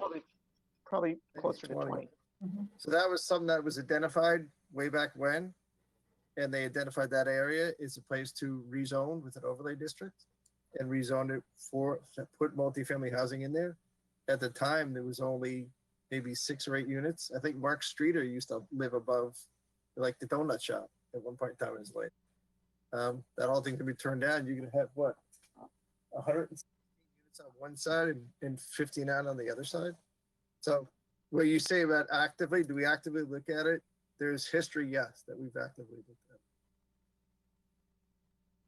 Okay, well, I want to thank you both very much for all of your time this evening. We will look forward to your public hearing on April 6th. And then your meeting on April 27th, where you're going to take up a couple of these issues. We'll follow those discussions very carefully. I really appreciate your work.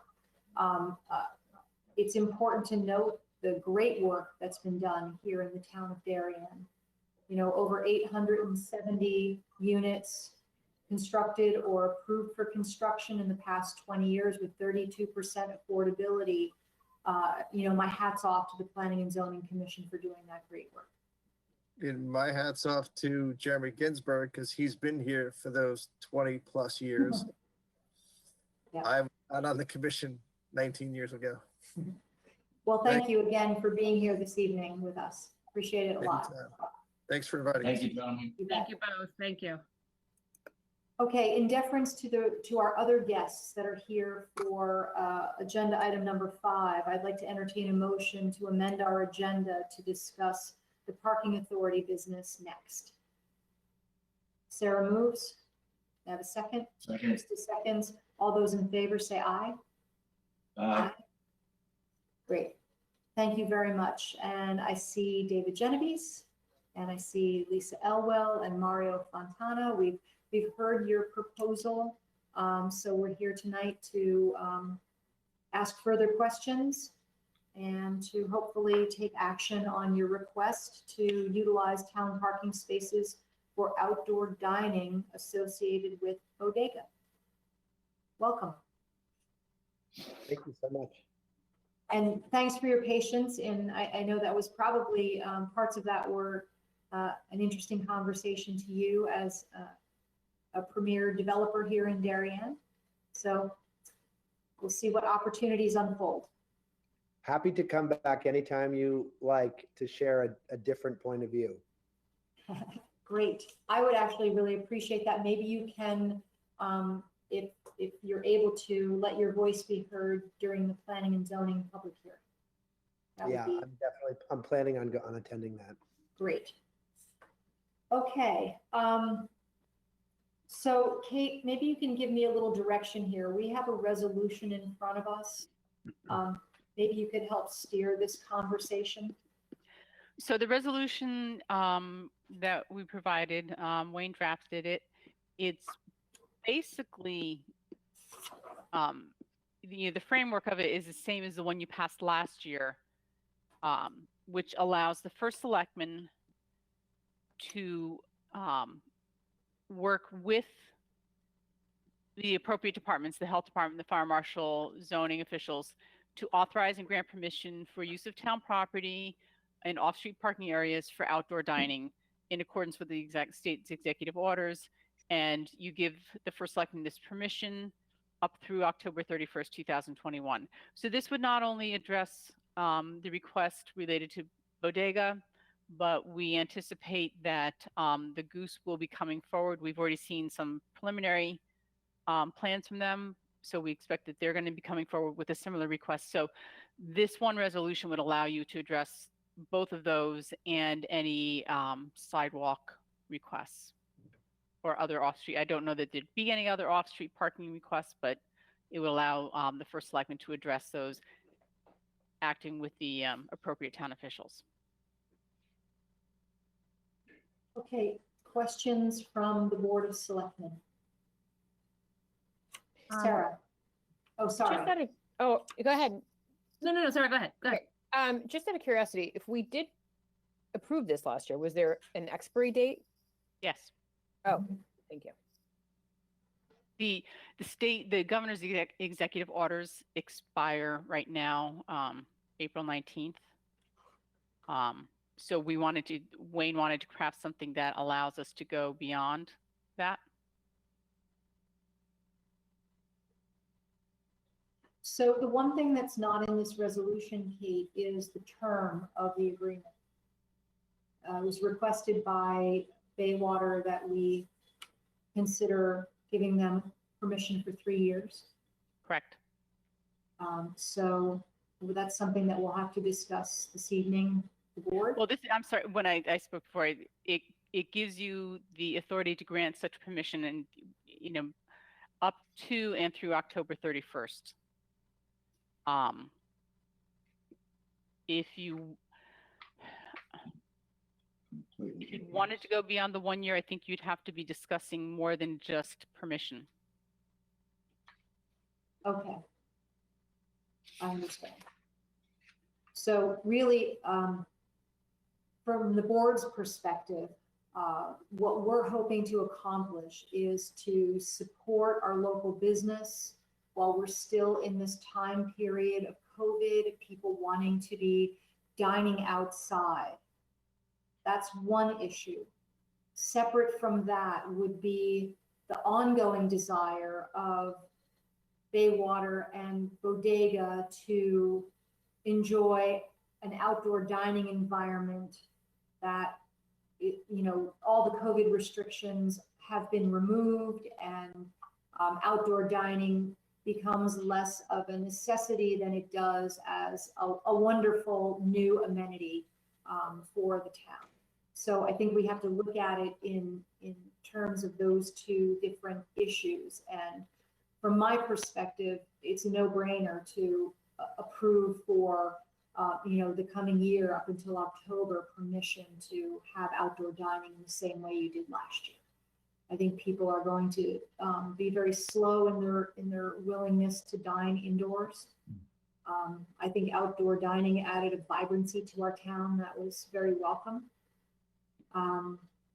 So, I want to entertain that conversation with the board tonight. I think what I'd like to recommend, and David, I certainly want to hear from you about your feelings. If we were to grant you, this 1 year permission essentially to the end of October next year, we could talk about that date, that end date. If it's something you want to extend beyond October, we could talk about that. And then come back to us at that time with a new request that might come with a different arrangement with the town of Darien once we're outside of the COVID environment. So could you speak like to me us to about comment, that? Yes, Mario? please. Okay. I think the challenge, and Mario should chime in here too, because it's his business, Bodega, but we're going to help him with this. The challenge is that, last year it was sort of, triage situation, and we were just trying to stay alive and get oxygen.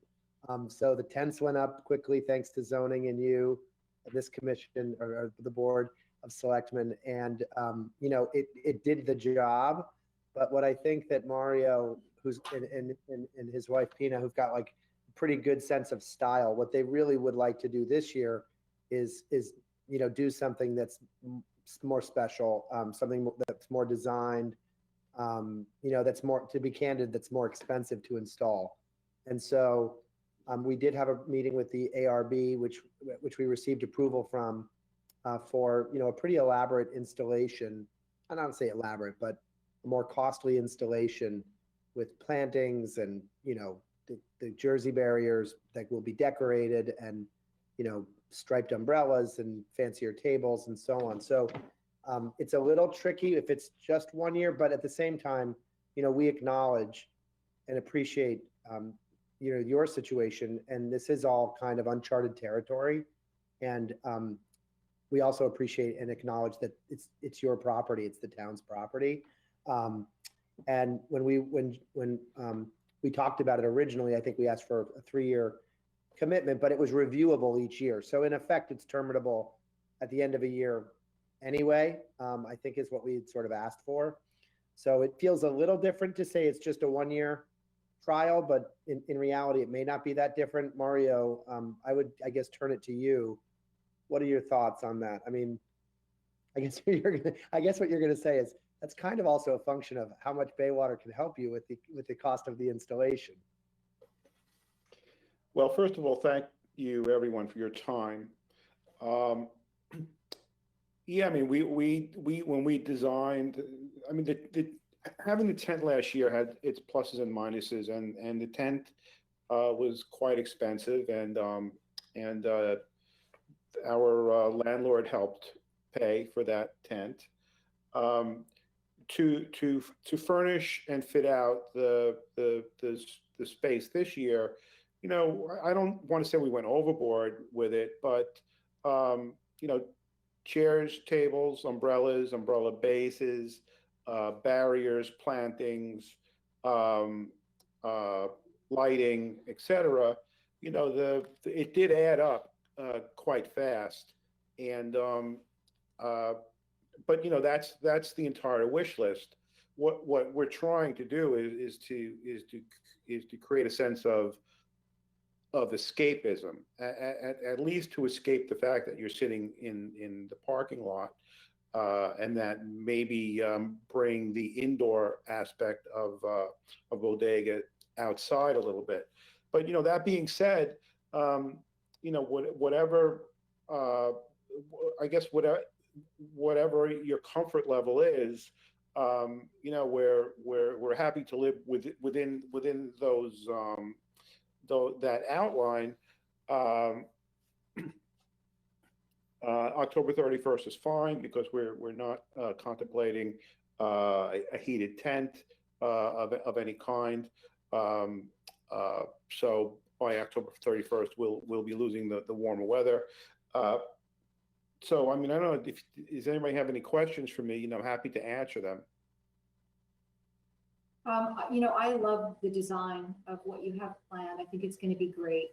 The only question I have in my mind, and maybe Jeremy wants to hop on here, is at what point do we shift from the local parking authority giving permission to use some parking spaces on town property to the town leasing land to your business to expand your business? Because I'm fairly certain that if we do it this year and then we approve it again for next year, people in Darien are going to love this. They're going to want this to be a permanent situation. So I'm trying to sort that out in my mind about how do we manage that? And I guess I'd really love to hear from Jeremy on his thoughts. Sure. I think one thing to keep in mind is last year, you may recall as well, the Goose had a tent up as well. I think they're contemplating going to planning and zoning over the next few weeks for a similar tent kind of right next to where Mario and his team are putting their outdoor dining. So that's likely to come before you next in the adjacent space. I think they would each take about half the space behind the building. And I guess that's ultimately a question for the planning and zone, or for the Board of Selectmen is, we talked last time, I think it was 2 weeks ago, how many other locations in town might this be possible? I know it's very well received. I know there's certainly sidewalks, certain places in town that there are tables and chairs on the sidewalks. So that's a good question is, what do we do to get through not only this year, but future years as well? Jamie, I think, when it gets beyond the point where we're trying to assist local businesses in dealing with the effects of the pandemic, that's when it will become more of an issue. If, say next year at this time, you're looking at full indoor capacity, no distancing, whatever. So, businesses can return to that, where you might want to contemplate a lease with some form of payment for use of the space, whether it be in dollars or in some kind of in-kind service. Once you're talking about a lease, you're going to have to go to the RTM. As reference, just you may have seen the Planning and Zoning Commission meeting last Tuesday night, March 16th. The commission did approve an additional year of outdoor dining for a number of places, including Tangda Asian Bistro, Rory's, Papa Joe's, Nino's. I may forget one or two. And then over the next few weeks, others will also be coming in, including Darien Diner. The commission felt that it would be appropriate to not only allow it last year, but to allow it this year due to COVID. So, Which is great. May I ask a question? Does it make sense? I'm just thinking out loud based on your comment, which makes sense to me, that, this year to me is like, at least initially, it's still kind of COVID pandemic operations issue. And then in a way, I mean, I think reasonably you could say that we're also trying to help these people who've been through kind of a business trauma recover with a good season. And as the vaccine rolls out, I think what we're going to see is people are getting increasingly comfortable going out, and these businesses will be able to kind of heal a little bit from the pain and suffering that they've been through, like all of us. I think that doing a lease right now, candidly, is tough because we can't really predict, we don't really have a way to predict what the economic value is, but if you can wrap your head around the idea of allowing us to try it this year, that'll give us at least some data points as to what the value of this is to the business. And then I think if we want to do it next year, hopefully we're very clear of the pandemic, we can have a more thoughtful, kind of reasonable conversation around the economic value to the business of having that extra capacity. And so at least it's just easier to talk about in the future than it might be today, because we really would be just flying totally blind. I mean, Yeah, Mario no. might have some sense, but I think it's hard to tell, and you also have the limited capacity inside. So, David, I wouldn't be asking you for a lease for this year. I think we're still in support mode. We want to do what we can to support you and other businesses. But that feels right to me, that we proceed with an approval for this year. And then we revisit, because we just honestly don't have the crystal ball and don't want to predict that we're going to hope that they're back to more normal, but who knows, maybe they won't be.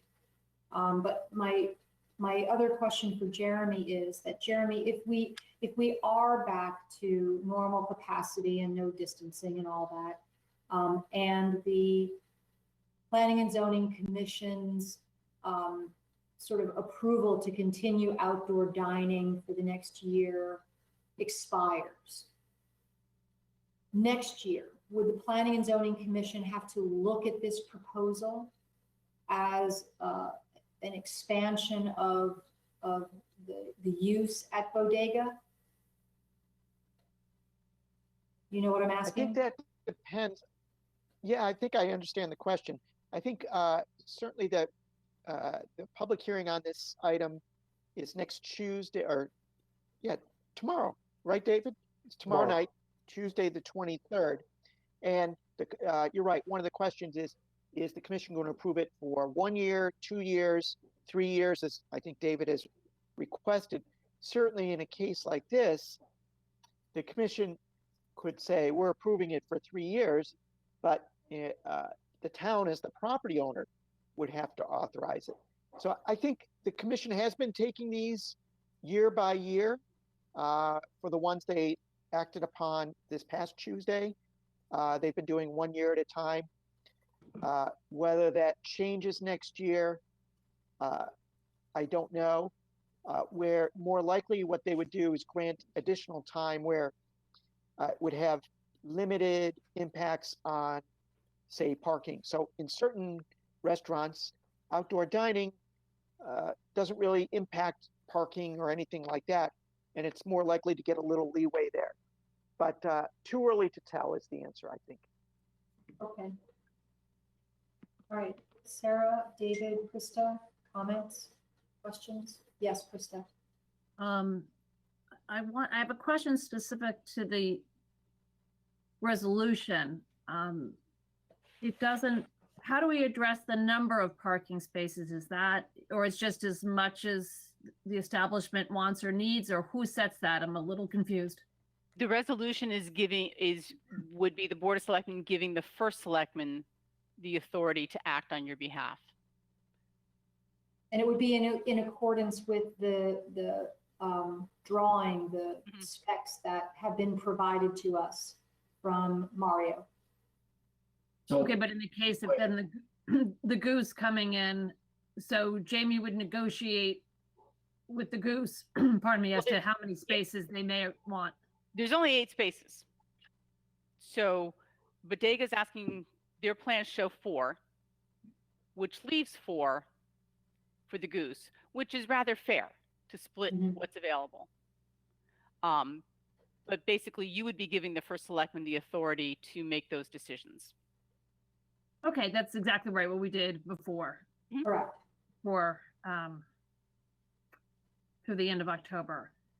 And there are no other dining establishments that parking is relevant, Jeremy, correct? You were saying? I have not seen or heard anyone who's interested in coming through. We saw, as I said, 5 or 6 proposals last week. We have 2 or 3 on the drawing board for the next couple weeks. So I have not heard of any other proposals with the request to use town property. Yeah, are there any even that directly abut town parking? As I said, it would be the melting pot would be one, and on the other side it would be Neat and Flower Water Salt, who are on the other side of that Grove Street Plaza area. Yeah. And then maybe I think that might be it relative. That's all I can think of. And as I said, I have not seen any other proposals at this time. And I can say that I work with Penny Glassmeyer on a lot of these things. And with regard to Grove Street Plaza, I don't see any of those tenants wanting to take additional space that would take up parking. The Melting Pot has been doing some meals outside on the plaza and limited menu, and Neat already uses the table. So I'm not aware of anyone of those three having any interest in anything that would impact parking. Okay. Can I just clarify, Kate? You're saying that we as a board are not voting on bodega specifically. We're voting on the resolution, which is to grant Jamie the authority to act on behalf of the town and the board effectively, correct? Correct. Yeah. Well, I'm only comfortable with that in terms of our COVID environment. So I'd like to recommend that we approve the resolution this evening as it's written, that would expire on October 31st, 2021. And then we revisit this issue because I'm sure that the outdoor dining is going to be wildly popular. Comments, thoughts? If not, I'll entertain a motion to approve the resolution that's before us this evening. Did you have a question, David, or are you moving? Oh, moving. Thank you very much. David moves. May I have a second? Sarah seconds. Any further discussion? All those in favor say aye. Aye. Aye. Aye. Great. Thank you very much. Thank you so much. Okay. We really You appreciate bet. it. Thank you, guys. You're so Thank you. welcome. Good night. Thanks for working with us. Jamie, that's what that's with the caveat that you have to approve the bodega project, right? Yes, I approve it have as to it's have been, somewhere to go this summer. yes, as it's been presented. Yes, and if there's anything, for whatever reason, should anything deviate from what has been presented that you all have seen, it will come back to you. Okay? That's it. David wants a reserved couch in the new setup that apparently Yeah. Mario's going to put together. I think So we could have a board of you selectmen. might not want to put a little name tag for him. I don't know. I think when COVID's over, you should have a board of selectmen meeting in the tent or in the outdoor dining area. Oh, love that idea. Done. Board of Love Selectmen, definitely. I don't know about the ARB, but you guys are invited. The only thing that I would like to ask is, Jersey barriers. You're going to have some, and likely the goose is going to have some. Is that something that can be coordinated so we have a coordinated aesthetic? What if we want to do something nicer?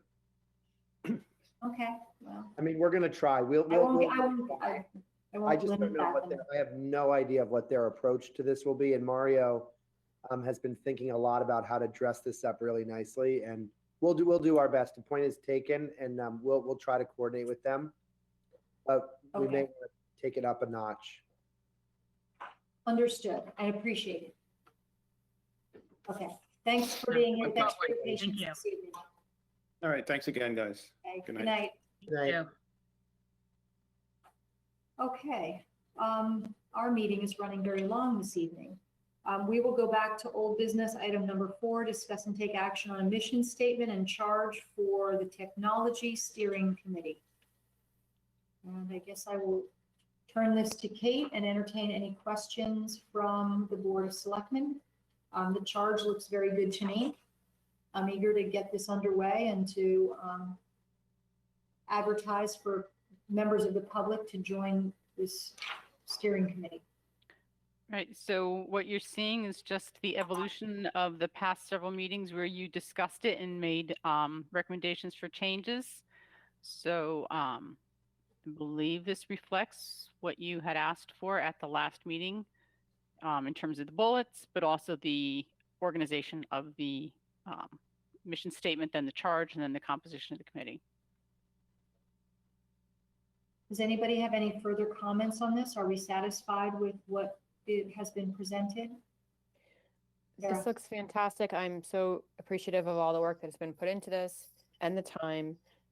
Kate, the IT director, has seen it. He's Yes. copacetic. It's all good. Thank you. Yes, he thought it was good. Good. Great. Krista? Yes, I think it looks fantastic, and it is exciting for the town and our community and town hall. Is there any reason, I just when it jumped out when I read the mission statement, will exist to vet and approve technology investments? Is that going to be anything from a small $300, do we want to put any clarifying language as to what the committee wouldn't be involved in? I think I have to approve anything that's $50. I don't think it was the intended to industry- go down that far. I Correct. wouldn't consider a $300 technology item to be an investment.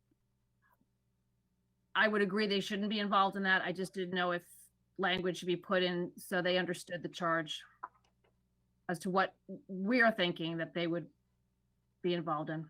So, does the bullet point that the committee will not be involved in day-to-day management and IT organization, or do you want to have in some dollar threshold?